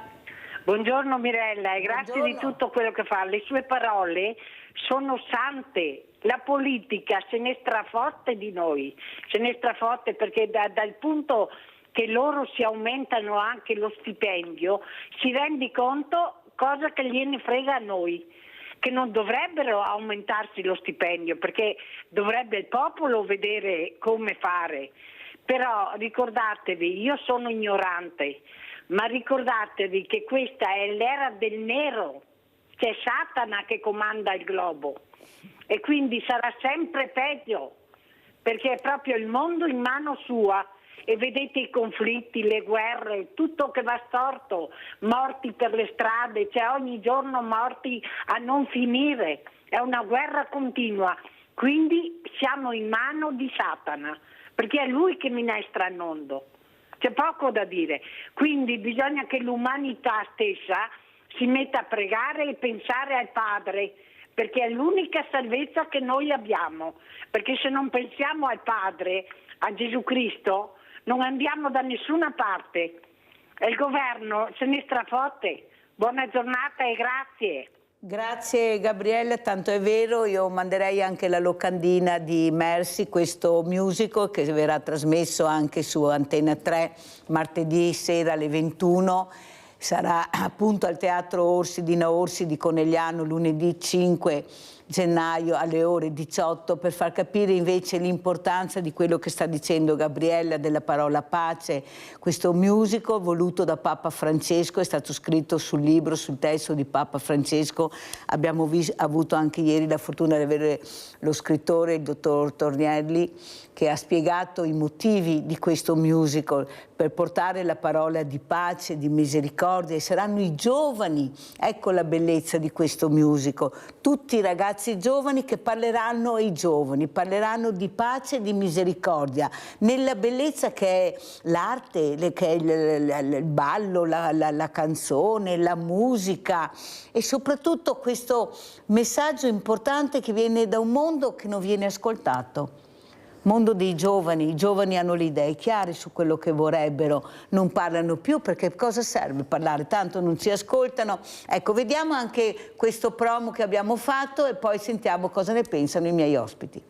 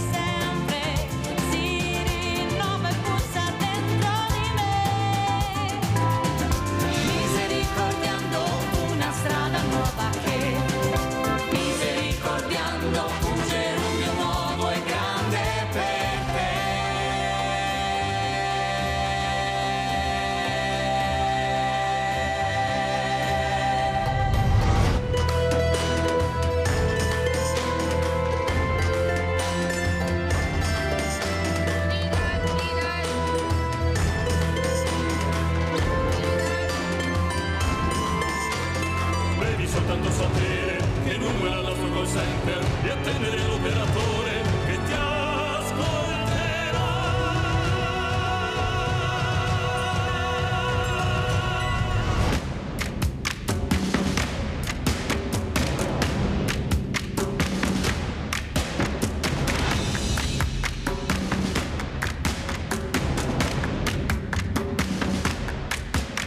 Il mondo non esisterebbe senza il suo perdono, il mondo non esisterebbe. Sì, il Padre tutto perdona, lui solo cancella colpe. Io sono la sua immagine. Davanti a noi si apre il cielo di un mattino nuovo.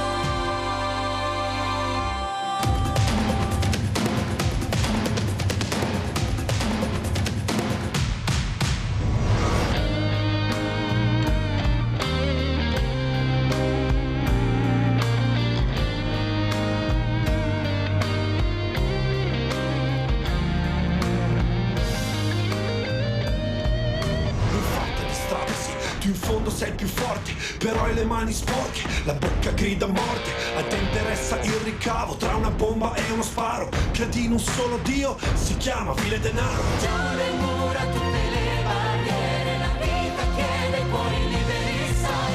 Senti forte ciò che scorre dentro, credi, lotta, spera, Dio è sempre con noi.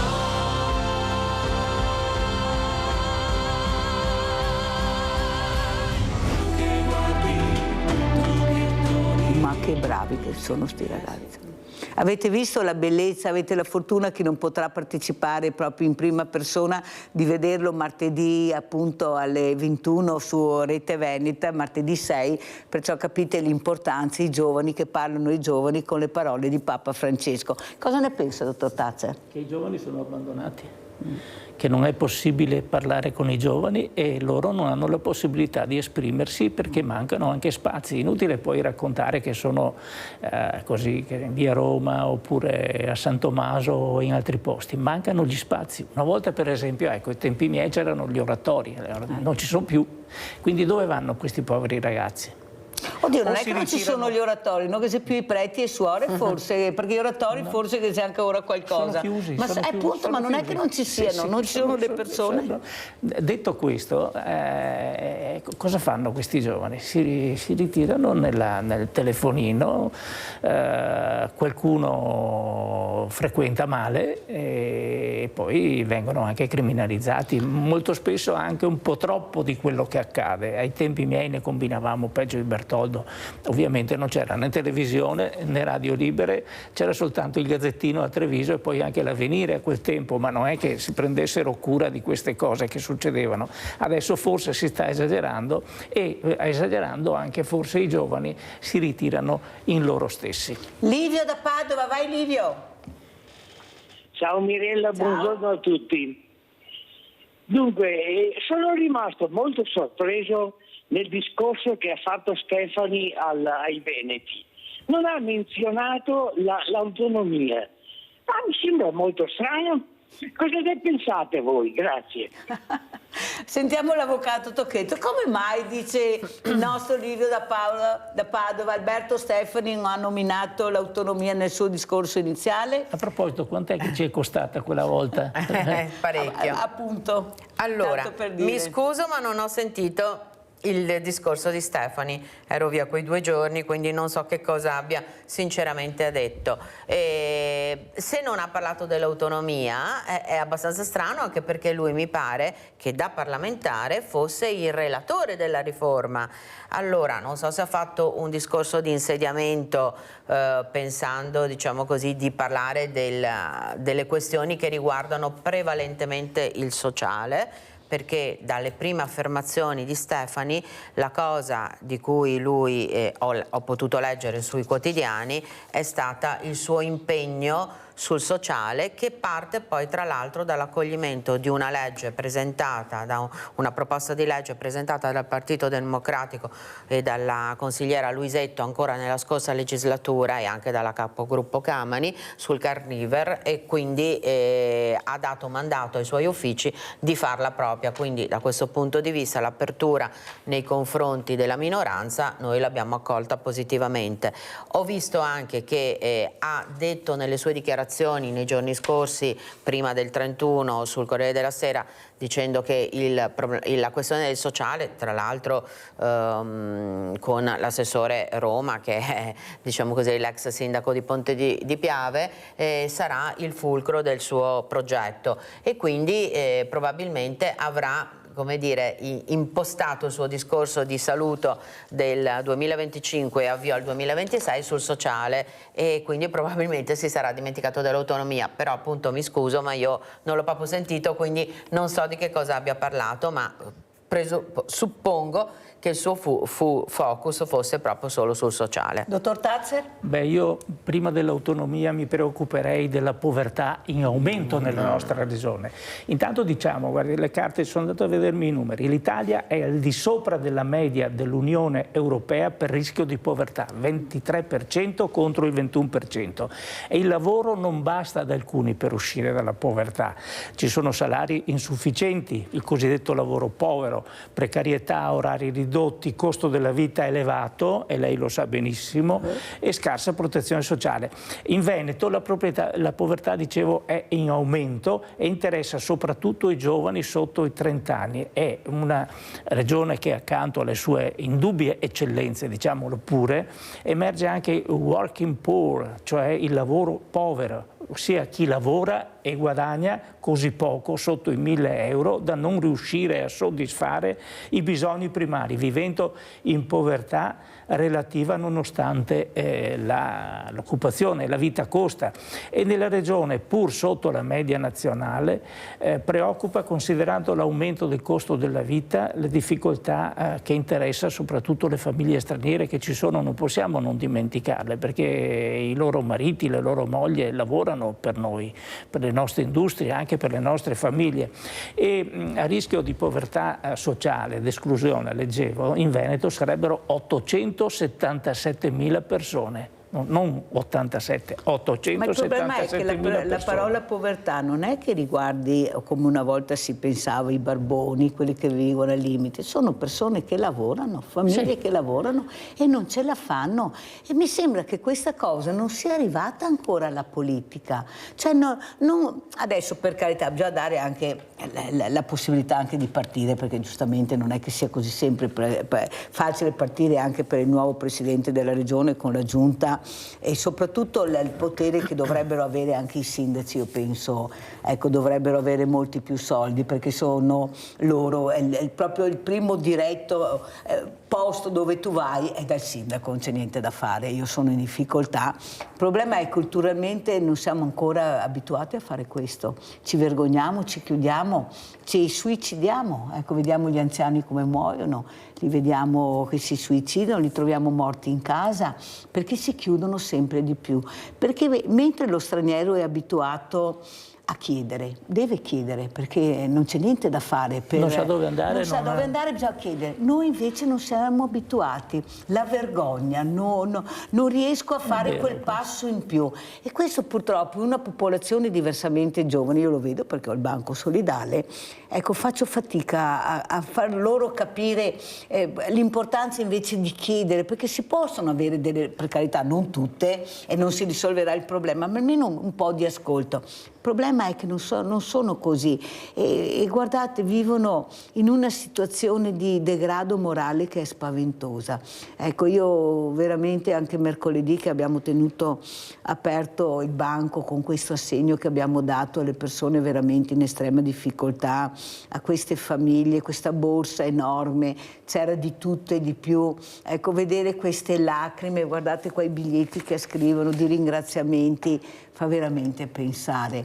Allora io penso che forse questa grande famiglia del mondo del volontariato, di cittadini per bene, che invece sentono il problema e aiutano, sarà quello che salverà questa popolazione. Cosa ne pensa Antonella? Allora, indubbiamente il volontariato che poi si alimenta da sé con i volontari senza ricevere contributi sta facendo un grande lavoro.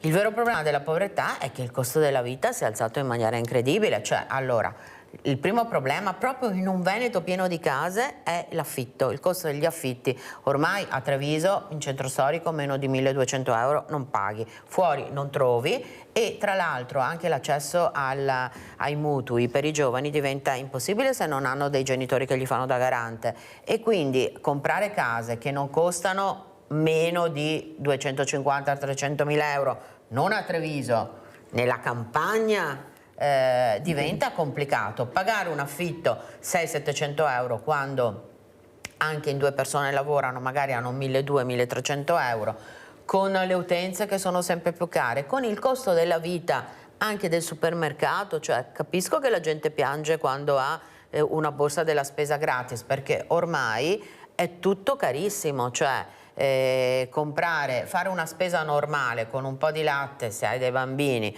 con un po' di latte, un po' di pane, un poco di carne che speriamo non sia troppo contaminata perché si capisce che magari a volte ti vendono veramente dei prodotti a costo zero ma anche molto inquinanti, non ce la fai con meno di 70-80 euro e non sfami una famiglia di 4 persone. Bisognerebbe fare un ragionamento veramente sull'abbassamento del costo della vita e soprattutto anche la speculazione che fanno all'interno delle grandi città dove ci sono appartamenti che incredibilmente a 2-3 milioni di euro vanno venduti sulla carta, quindi il divario tra i ricchissimi e i poverissimi e la classe media che si impoverisce è sempre più alto e altrettanto vero che i proprietari che spesso non hanno neanche comprato le case loro ma sono frutto dell'eredità le tengono chiuse perché magari aspettano la possibilità di poter, come dire, affittarle magari con gli affitti turistici che danno molto di più. È vero anche, e lo dico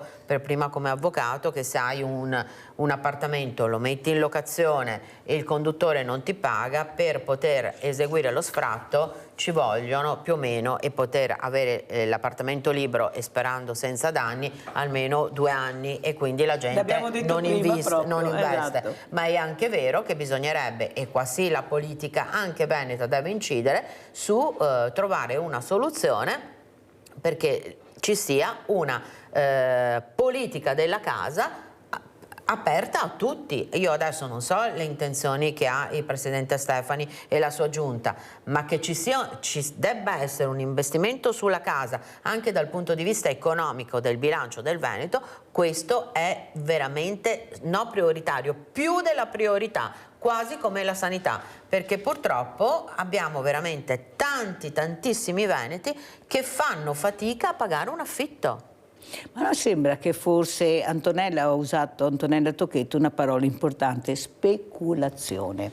Ecco, di questo se ne parla poco, perché non è vero che sia così proprio complicato a capire che l'aumento di questi costi è fatto la maggioranza delle volte dalla speculazione, che è un nome e cognome. Ma nessuno incide e infierisce su questa speculazione. La speculazione non si tocca. Prego, dottor Tazza. Basta vedere, a proposito di speculazione, la speculazione edilizia o quello che è stato fatto soprattutto in un periodo di deindustrializzazione come stiamo vivendo in questi tempi, basta andare in giro per i comuni, ma anche fuori Treviso, nei comuni fuori, ci sono enormi aree piene di capannoni dismessi sostanzialmente. Qui bisogna intervenire, questo è un altro aspetto. Quello che riguarda invece la politica della casa è quello di sostenere effettivamente l'edilizia popolare. E l'edilizia popolare o è sostenuta pubblicamente attraverso il vecchio istituto autonomo Case Popolari, non so come si chiama adesso, ATER, perché ogni tanto cambiano le sigle, oppure favorendo l'edilizia per i giovani. Ma i giovani, come si sa, non hanno certezze economiche, quindi le banche non ti danno mutui se non hai i figli del papà, della mamma, di parenti, e questo è sommamente ingiusto. E quindi il cane si sta mangiando la coda. E però si parlava di speculazione, ecco, questa è la speculazione, ma questa speculazione riesce a sopravvivere e a svilupparsi grazie anche alle complicità politiche, diciamocelo pure francamente. Le complicità politiche che vediamo, anzi io vorrei anche stringermi attorno a tutte quelle famiglie che hanno perso i loro figli. Guardate che andare a vedere il figlio che va a divertirsi e non vederlo più tornare a casa, ecco perché ci lamentiamo dell'Italia, ma pensate che tutto il mondo è paese. Ecco, sapevano benissimo che questo locale, a quello che si sente anche dagli addetti ai lavori, che sono i proprietari delle discoteche del Silb che abbiamo sentito ieri, i requisiti sembra che mancassero completamente. Non c'erano assolutamente. Ecco. Allora, avvocato Tocchetto, c'è un qualcosa che non si riesce a capire. Ma in Europa e nel mondo basta avere soldi e puoi fare quello che vuoi, puoi gestire qualsiasi cosa, avere qualsiasi cosa, l'importante è avere denaro. Col denaro vinci anche i processi. Infatti prima parlavo, si arriva alla prescrizione, ma se hai denaro, se no alla prescrizione di sicuro non arrivi. Sono fatte delle norme proprio ad hoc e dopo ci chiedono di fare il referendum, ognuno la vede alla propria maniera, però io, dottor Tazze, proprio non ci sto, visto i problemi che abbiamo. E cosa costa un referendum, avvocato Tocchetto? Penso parecchi milioni di euro, immagino. Allora, ognuno ha le proprie norme sulla gestione, diciamo così, delle aperture pubbliche, e nell'Italia sono molto severe le norme. Anche per fare una sagra di paese hai bisogno di una serie di prescrizioni non indifferenti e i sindaci lo sanno bene. Abbiamo sentito a Belluno che è stata rinviata, addirittura annullata la festa perché non c'erano le norme di sicurezza. Nel caso della Svizzera probabilmente magari i controlli non sono così efficaci come nel nostro paese, tanto è vero che oggi i giornali dicevano due cose che ho trovato incredibili. Il locale era a norma, era stato controllato 3 volte in 10 anni. Credo che noi in alcuni locali abbiano 3 controlli, non dico al mese, ma ogni 6 mesi. Seconda cosa che in Italia non sarebbe successo, ma sarebbe stata la prima cosa, subito indagati i gestori, mentre il procuratore elvetico oggi ha detto non sono indagati i gestori, con 47 morti e persone che hanno, diciamo così, subiranno un iter di salute molto difficile, perché se hai avuto delle ustioni molto forti, credo che sia un percorso tra l'altro dolorosissimo. Io spero che anche questa cosa insegni che ci vogliono delle norme europee molto severe, perché è vero proprio la questione che basta fare i soldi, cioè la festa dell'ultimo dell'anno preparata così in tempi rapidissimi, tra l'altro sono velocissima, c'erano tanti ragazzini di 13-14 anni, oggi i giornali dicono ma perché i genitori non controllano dove vanno i figli, però è anche vero che se magari a 50 anni l'ultimo dell'anno non è che ti interessi più di tanto, ma quando hai 13-14 anni è la prima volta che puoi stare fuori fino a tardi. Vado in piazza, chissà dove vado, perché è la prima uscita dell'adolescenza, quindi anche quelle questioni che stanno dicendo i giornali lasciano un po' il tempo che trovano, però delle norme europee sull'apertura e le vie di fuga dei locali devono assolutamente essere fatte. Dottor Tazze. Ecco, da storico mi è venuto in mente, a proposito di soldi e di Svizzera, che la Confederazione Elvetica continuò a prestare denaro sia alla Repubblica Sociale Italiana che al Terzo Reich di Hitler, che ormai era agli sgoccioli. Ecco, quindi il pecunia non olet, anche nel caso, però qua ci sono 40 e oltre persone che sono morte. In una maniera così incredibile, tant'è vero che per alcuni ci sarà il bisogno di controllare il DNA per sapere chi sono.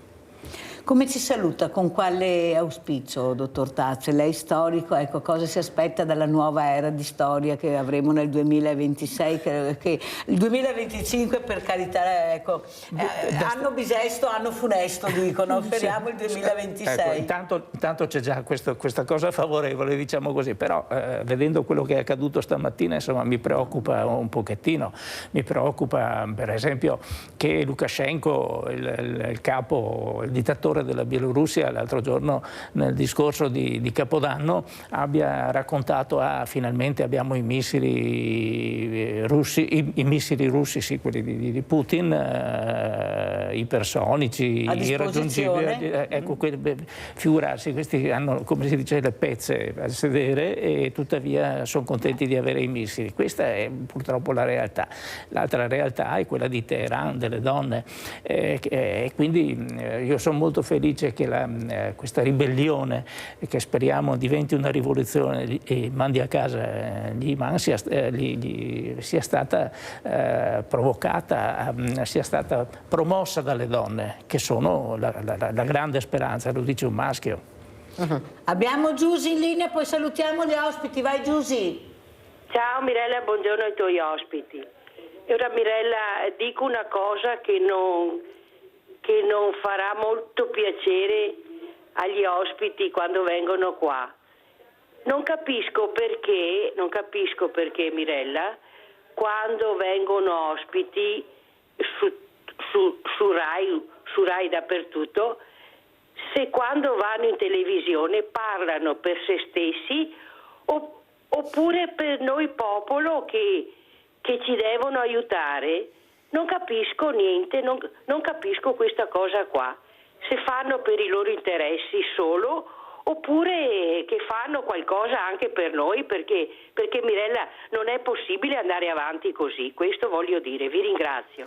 Ciao cara Giusy, grazie, sentiamo come commenta, come risponde, come ci saluta Antonella Tocchetto. Beh, allora credo che ha ragione la signora Giusy, che a volte insomma si va nelle trasmissioni, si parla delle questioni, poi quando bisogna decidere magari non si è proprio molto coerenti, e questo probabilmente c'è da pensarci. Io spero che noi apriamo il 2026 con 69 conflitti nel mondo, cioè ci auguriamo di chiudere il 2026 con meno della metà. Io non posso dire altro, perché gli appelli alla pace dal Papa a Mattarella, a qualsiasi altro leader europeo sono costanti, ma ogni giorno c'è un conflitto in più. Oggi abbiamo aperto il 2 gennaio, il 3 gennaio con il Venezuela. Penso che questa la dica tutta. Parlare di pace sembra quasi una parola dove ci si riempie la bocca ma non si risolvono le questioni. Io mi auguro che diminuiscano i conflitti, che attualmente oggi 3 gennaio 2026 sono 69 nel mondo, quelli conosciuti, perché ha ragione dell'Iraq, ma parliamo del Sudan, dove ci sono le cataste di morti per le strade e nessuno sta parlando di questa questione. Tanto è vero che avevo il numero 77 conflitti, non 69, proprio detto da una persona, perciò pensate voi cosa sta succedendo. E ci auguriamo anche che liberino il nostro connazionale in Venezuela. Pubblicità.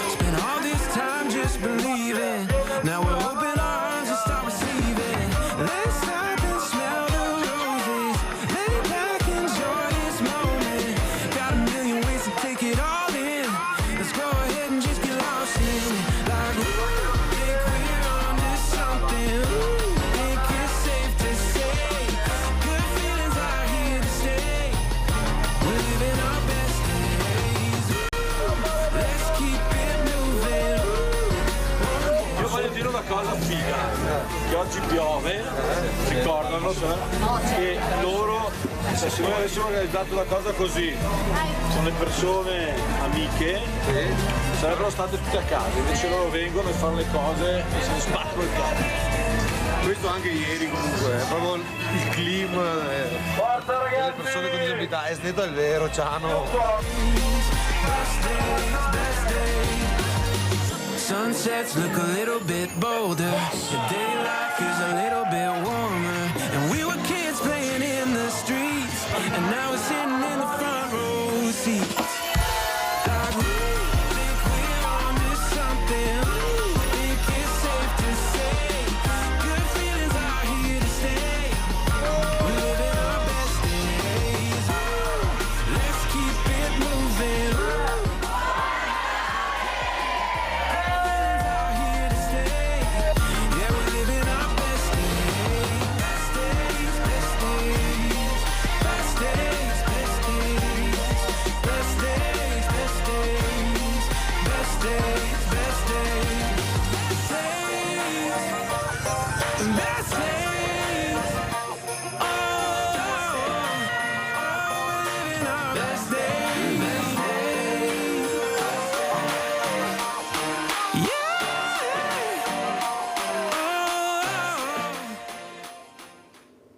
E saluto e ringrazio Mattia Catapan, presidente Crossabili, collegato con noi da Alega. Eccoli qua i miei ragazzi. Ciao ragazzi, come state? Buongiorno Mirella, buongiorno Sveglia Veneti e buon anno a tutti. Quanto freddo fa? Noi stiamo alla grande, siamo di nuovo ad Alleghe per nuovi sopralluoghi, per nuovi progetti. Sarà un 2026 spumeggiante. Caro, Mattia, ti sei un po' ingrassato o sbaglio? Appena Mirella, qua le feste ci abbiamo dato dentro, siamo rientrati ieri da Taranto. Dico solo che abbiamo fatto un pranzo e c'erano 53 portate. Cose impressionanti. Solo che a Taranto, nel sud, facciamo queste portate. Guardate, è vero, è un'altra storia. È un'altra storia. Il sud per il mangiare, per carità, con tutto il rispetto che ho per il nord, per il sud è un'altra storia. Lo dimostra e l'ha detto Catapan. Saluto anche l'avvocato Lorenza Secoli. Grazie di essere qui con noi, avvocata penalista. Buongiorno. Prima avevamo una civilista, l'avvocato Tocchetto. Abbiamo parlato di separazione di carriere, abbiamo parlato di problemi della giustizia. Allora, avvocata, cosa ci racconta? Lei, appunto, con questa separazione, non è che le chieda o sì o il no, ma come vede la situazione mentre c'è una popolazione che vorrebbe più giustizia, meno problemi tecnici da risolvere, e poi dobbiamo risolvere noi i problemi tecnici della giustizia. Prego, avvocata.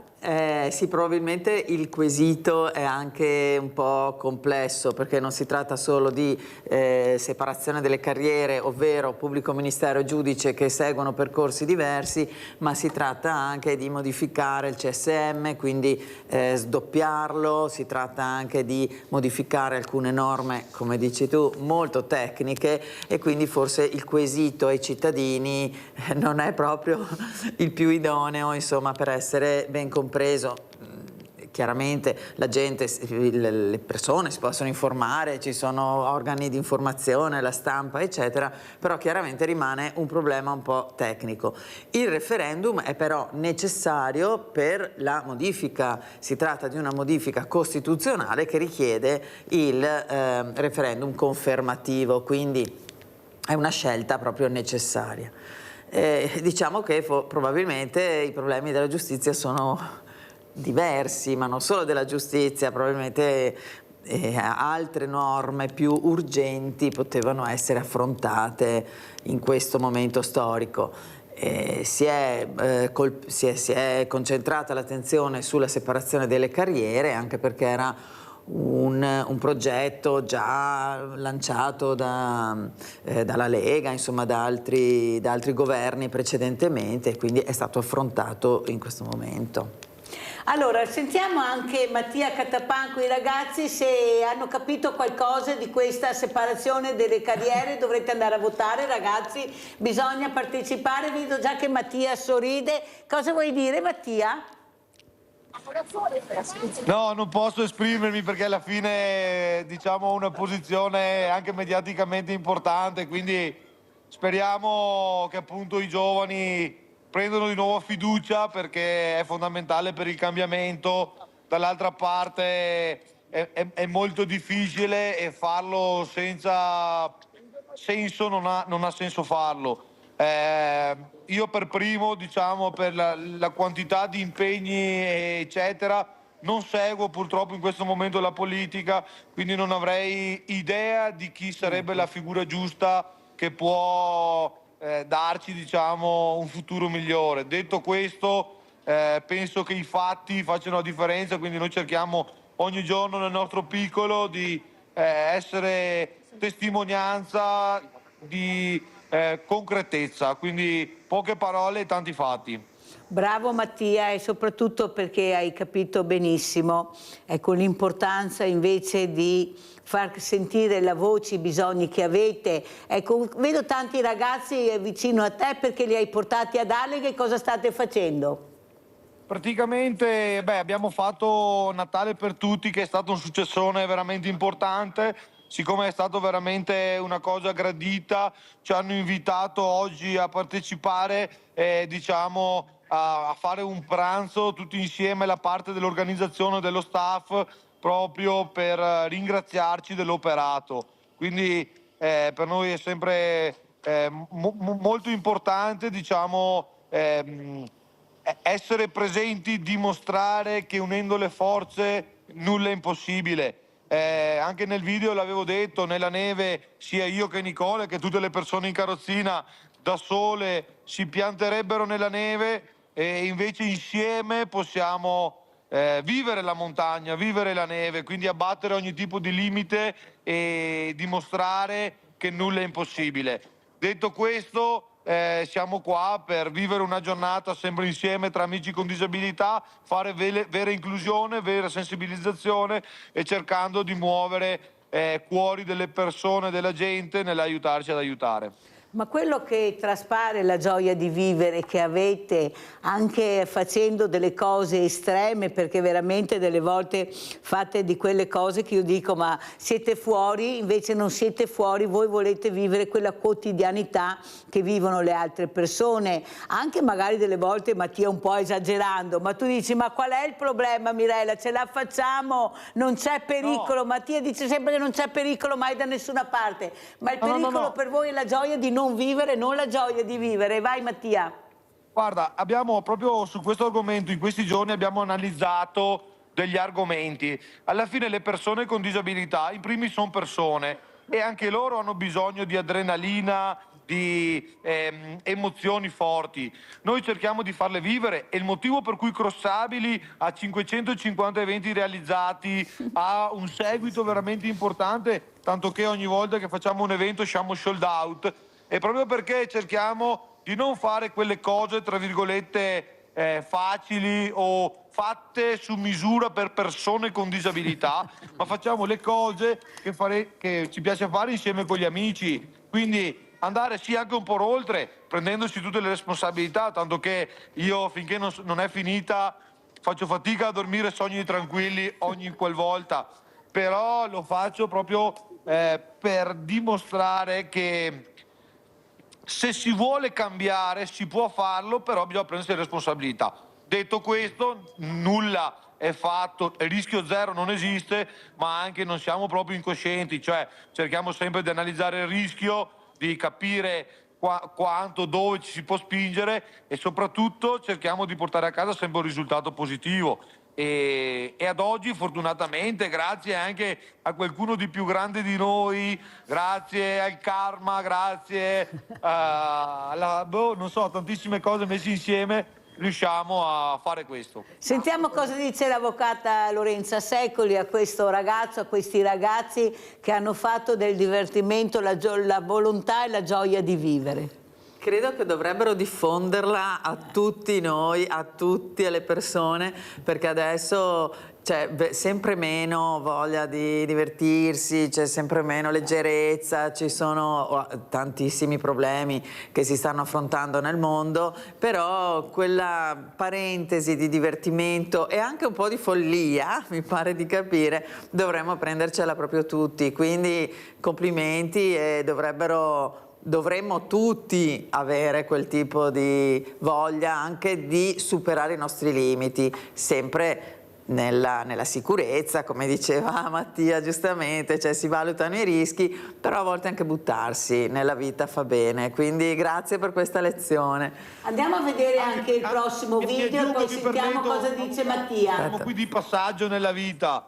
E essere piatti, non rischiare, non essere felici, che è una cosa difficilissima al giorno d'oggi, visto anche come sta andando la società, è fondamentale vivere per me un quarto di miglio alla volta insieme, unendo le forze, con il sorriso, con la felicità nella mente, nel cuore e soprattutto nelle persone. La cosa bella è che stiamo cambiando vite, perché il nostro diciamo, carisma, la nostra voglia di fare, di vivere, sta facendo veramente la differenza. E ripeto, sarà un 2026, non posso spoilerare niente, ma siamo stati selezionati davvero in 2 o 3 progetti a livello nazionale, se non mondiale, importante, quindi diciamo la nostra vision, la nostra mission continuerà. Lo meritate veramente. Andiamo a vedere il video. Andiamo a vedere il video.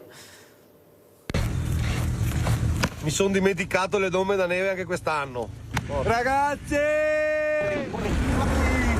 Mattia, ti salviamo noi! Da soli non si va da nessuna parte, insieme siamo una forza. Volevo il nord e cercavi il sud, correnti opposte ma stesso mood. Hai chiesto il dolce, ero la mus ti tiravo su, su, su.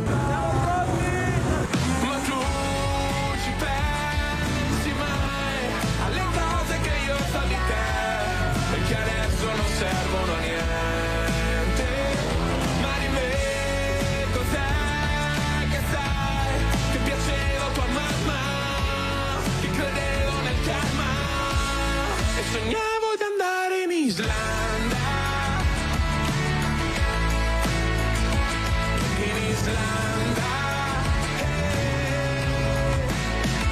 un'auto a noleggio con dentro solo un disco.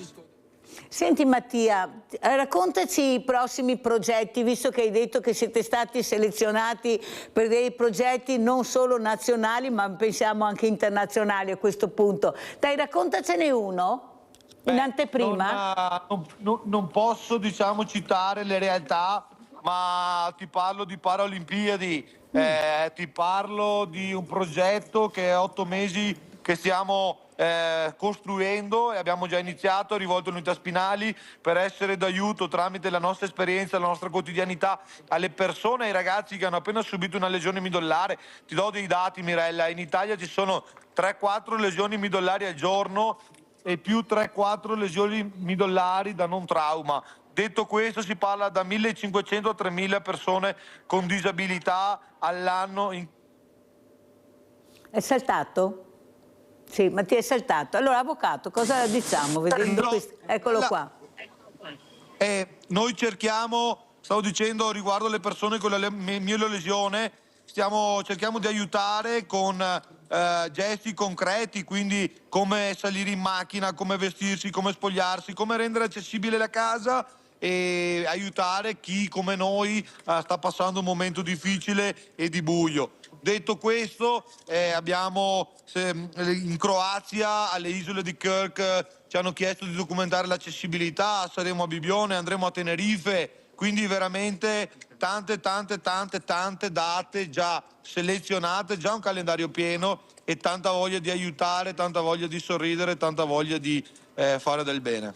Ascolta Mattia, fammi capire che hai vicino a te questi ragazzi, queste ragazze che ti guardano, ecco, perché sì, è vero, tutti bravi, ma lui è un leader, lui è un trascinatore numero 1. Presentaci, dai Mattia. Allora, lui si chiama Nicola Giomo, è un ragazzo paraplegico in carrozzina anche lui, è un ragazzo che abbiamo conosciuto 2 anni fa, lui è il nostro grafico perché diciamo lavoro e professione è grafico e tatuatore, è conosciuto anche lui a livello mondiale per le sue opere d'arte e da 2 anni a questa parte abbiamo cambiato totalmente modalità di vivere e di soprattutto vivere la carrozzina. Lui non accettava la carrozzina, ha incontrato i crossabili, ha iniziato a essere protagonista e adesso è un perno portante di crossabili. Michael Santi, ragazzo con disabilità dalla nascita, sindrome di Down, impianto cucleare, quindi sordo, abbandonato a se stesso, nessuno che lo andava a portare fuori di casa, che lo aiutava, che lo faceva sentire una persona, un ragazzo. E noi l'abbiamo incontrato come beneficiario ai nostri eventi, abita vicino alla nostra sede e abbiamo detto: Michael, tu sarai un perno portante, perché lui ha una voglia di lavorare, di mettersi a disposizione, di aiutare, che è qualcosa di eccezionale. Quindi Michael è un altro valore aggiunto di Crossabili. I video che hai visto, Mirella, sono editati da Giacomo Ballan, è un ragazzo con disabilità assistito H24 e lo fa solo con l'uso della bocca, cioè la maggior parte delle persone all'interno del team Crossabili sono disabili, sono persone con disabilità e lavorano per Crossabili. Sai che a me, alla Mirella, piace invece diversamente agili, ecco, perché questa parola sai che io proprio non la sopporto, ecco, si muovono in maniera diversa, adoperano altre parti del corpo, però loro sono meravigliosi, soprattutto non hanno solo voglia di vivere, la voglia di vivere viene quando tu dai loro un lavoro, una dignità alla persona, li fai divertire, li fai sentire normali. Sono microfonati o è il microfono solo tu, Mattia?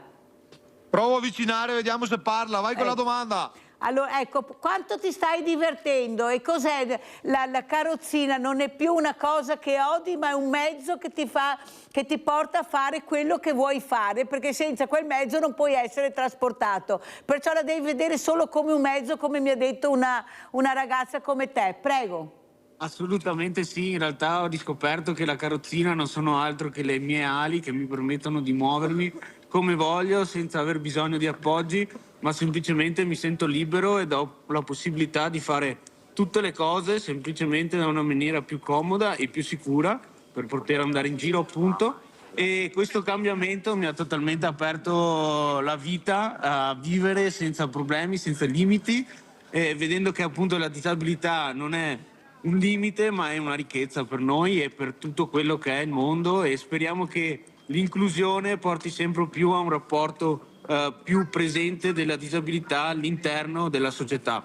Senti, cosa vuol dire ritornare a sera a casa, andare a letto ed aver passato queste giornate meravigliose in compagnia, divertendosi? Cioè, cosa vuol dire respirare felicità, allegria per voi, per te specialmente? Prego. È una emozione, e quando vado a letto dopo delle giornate che abbiamo passato insieme, le emozioni sono tantissime, davvero non si può proprio pensare a quanto ti riempie il cuore, a quanto ti scalda e quanto è bello sapere che il giorno dopo vivrai comunque di nuovo emozioni ancora più forti. Quindi non posso altro che ringraziare la vita, il destino che mi ha permesso di conoscere Crossabili e di darmi una posizione in quello che è il mondo e la mia vita, ecco. Ti ringrazio e ti abbraccio, guarda, veramente ti do un grande abbraccio, ma veramente con tutto il cuore, perché siete straordinari. Ascolta Mirella, Mattia, ne hai un altro da microfonare? Facciamo solide realtà. Mattia, ne hai un altro da microfonare, intanto che chiedo all'avvocato Secoli se avrebbe mai pensato di incontrare persone speciali come le chiamo io, come Mattia, i Crossabili. Ecco, intanto che aspetta Michael che arrivo, sentiamo l'avvocato.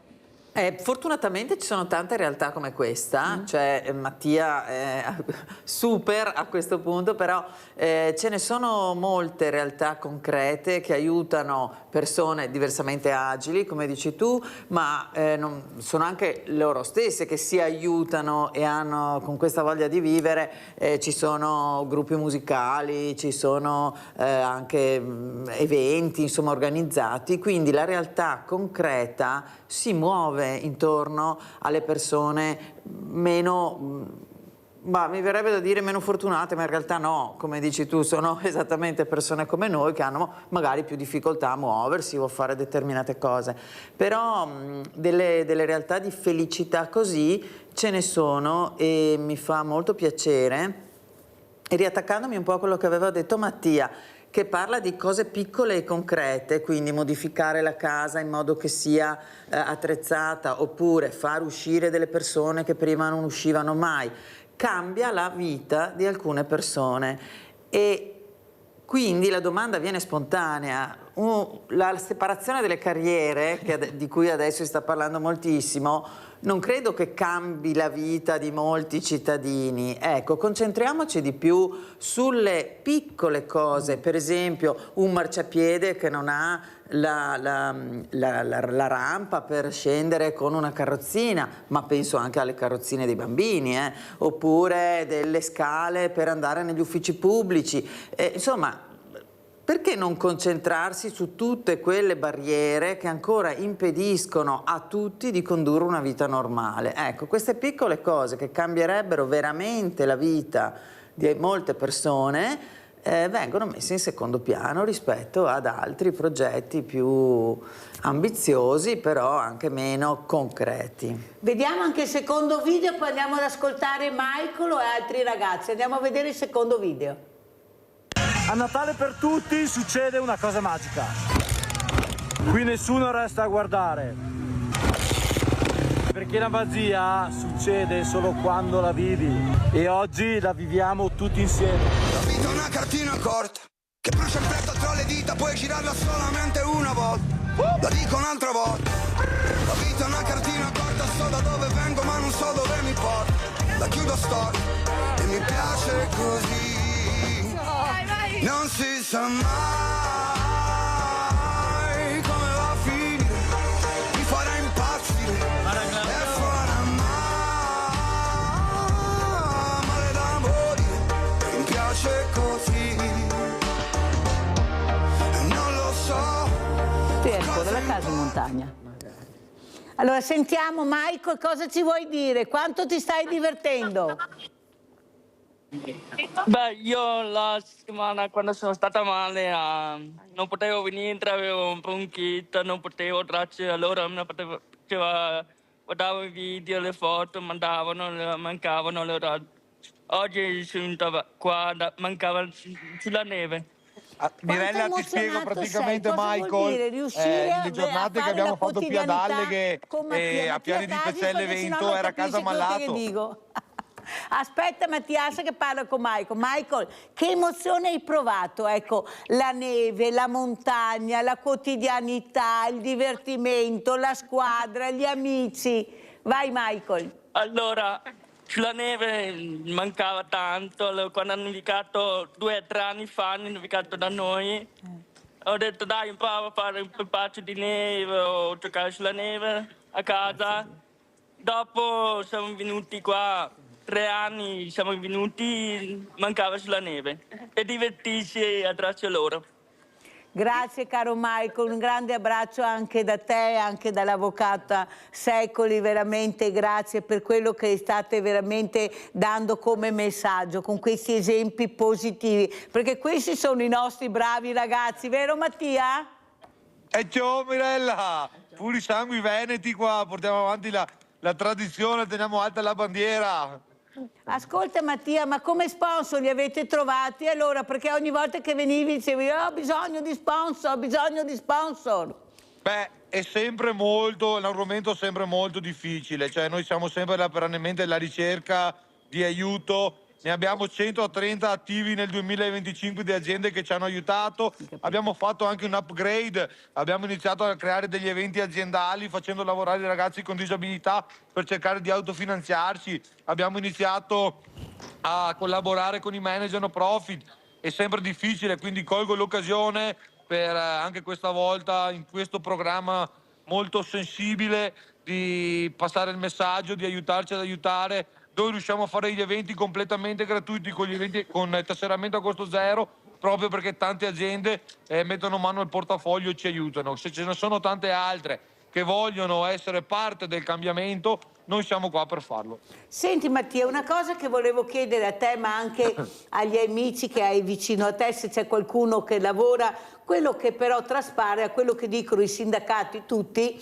che rispetto appunto alla possibilità di dare lavoro alle ragazze, le aziende assumono poco quando si parla di assumere un diversamente agile. I numeri non li abbiamo. Poi ho avuto anche una ragazza, una donna scrittrice, che ha detto sì, ho trovato lavoro, ma non riesco a fare carriera, non mi lasciano proseguire. E io sono sicura che ce la farei. Cosa vuoi dire Mattia? È proprio così? Guarda, anche questo un altro argomento che il 22 di dicembre abbiamo toccato con Umana. Umana è un'azienda che ci supporta e gli abbiamo creato un progetto per provare a cambiare le cose. È assurdo che una persona con disabilità gli convenga stare a casa e, tra virgolette, fare il parassita dello Stato al posto di andare a lavorare, quindi avendo una routine, avendo contatto con le persone, intraprendendo un percorso e soprattutto a livello personale.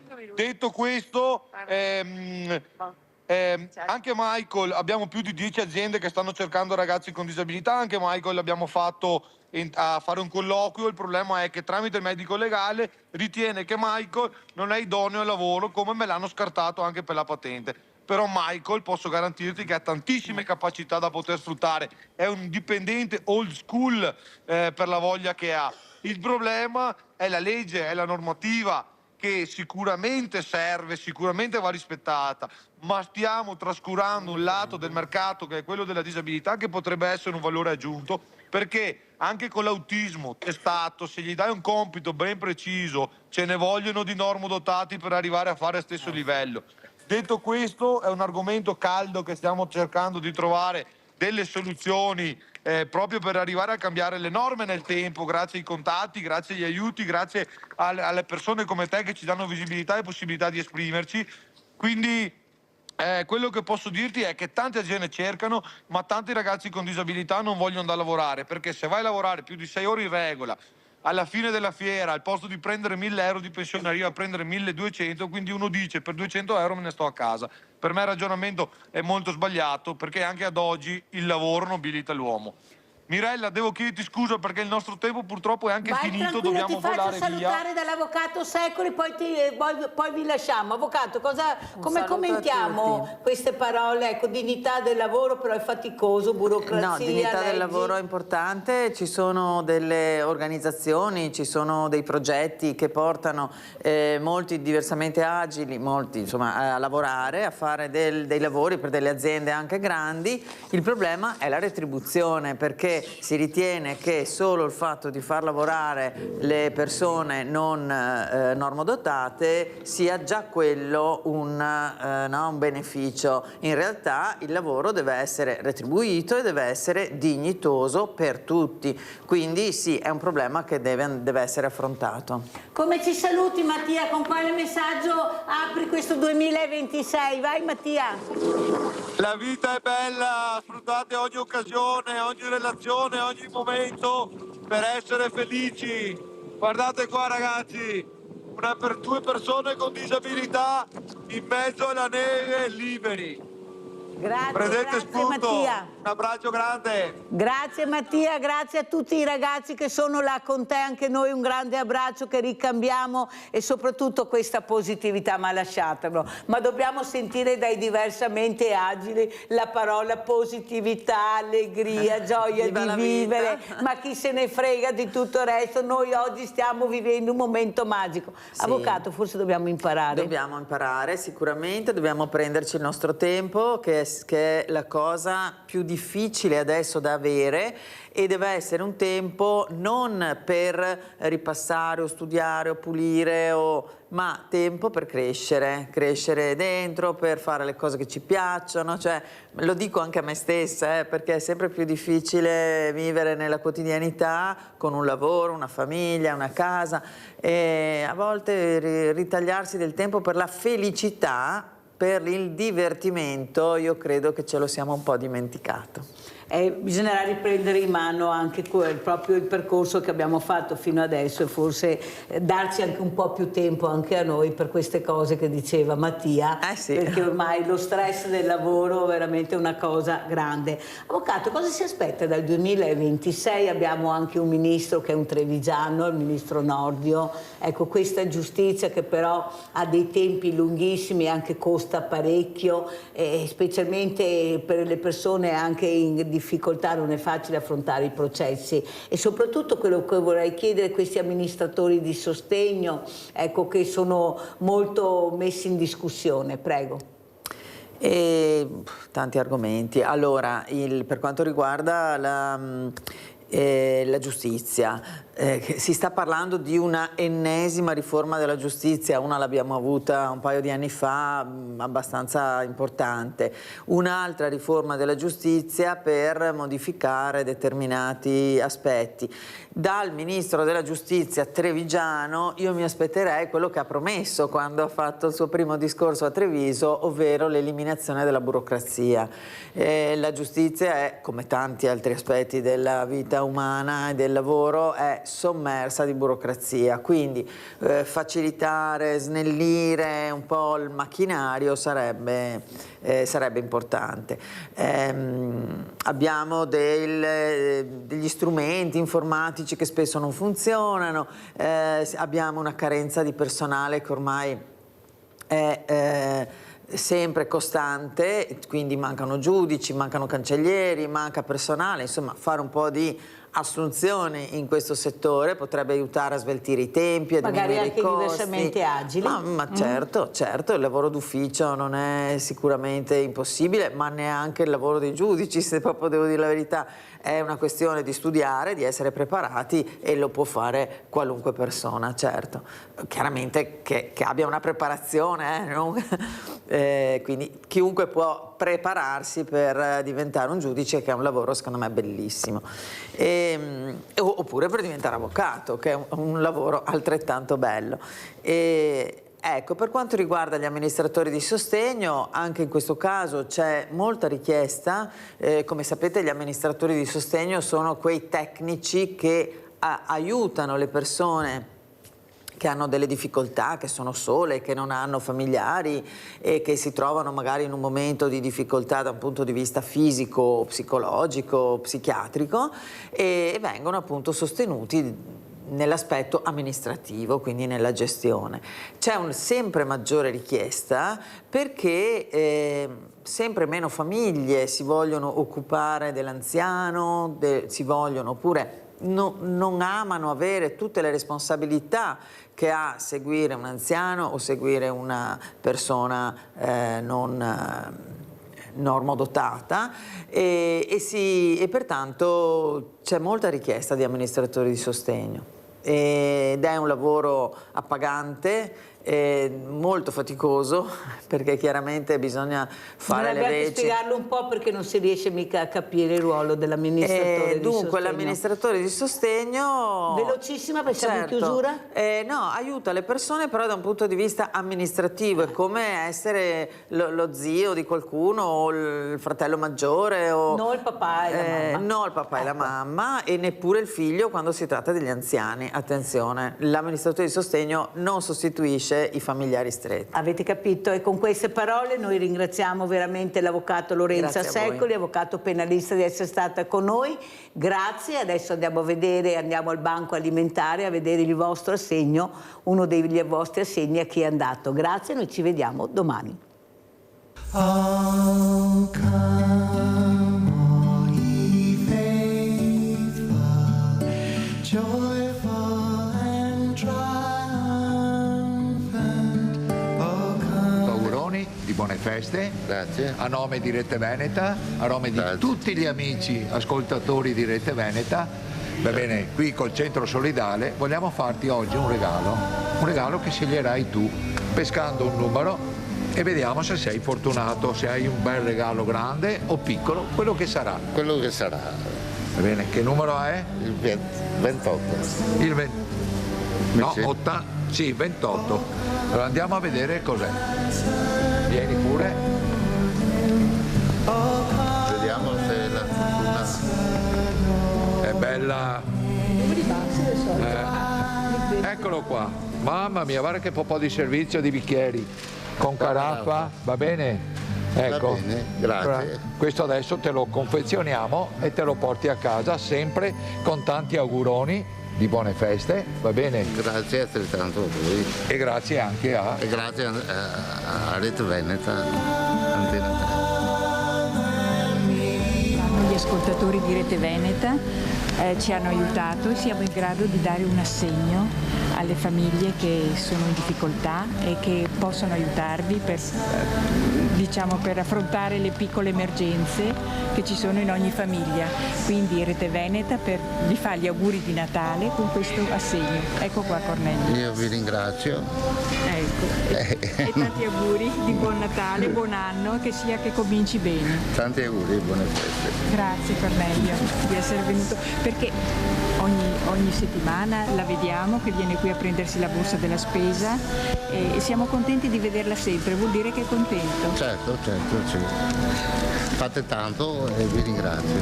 Bene.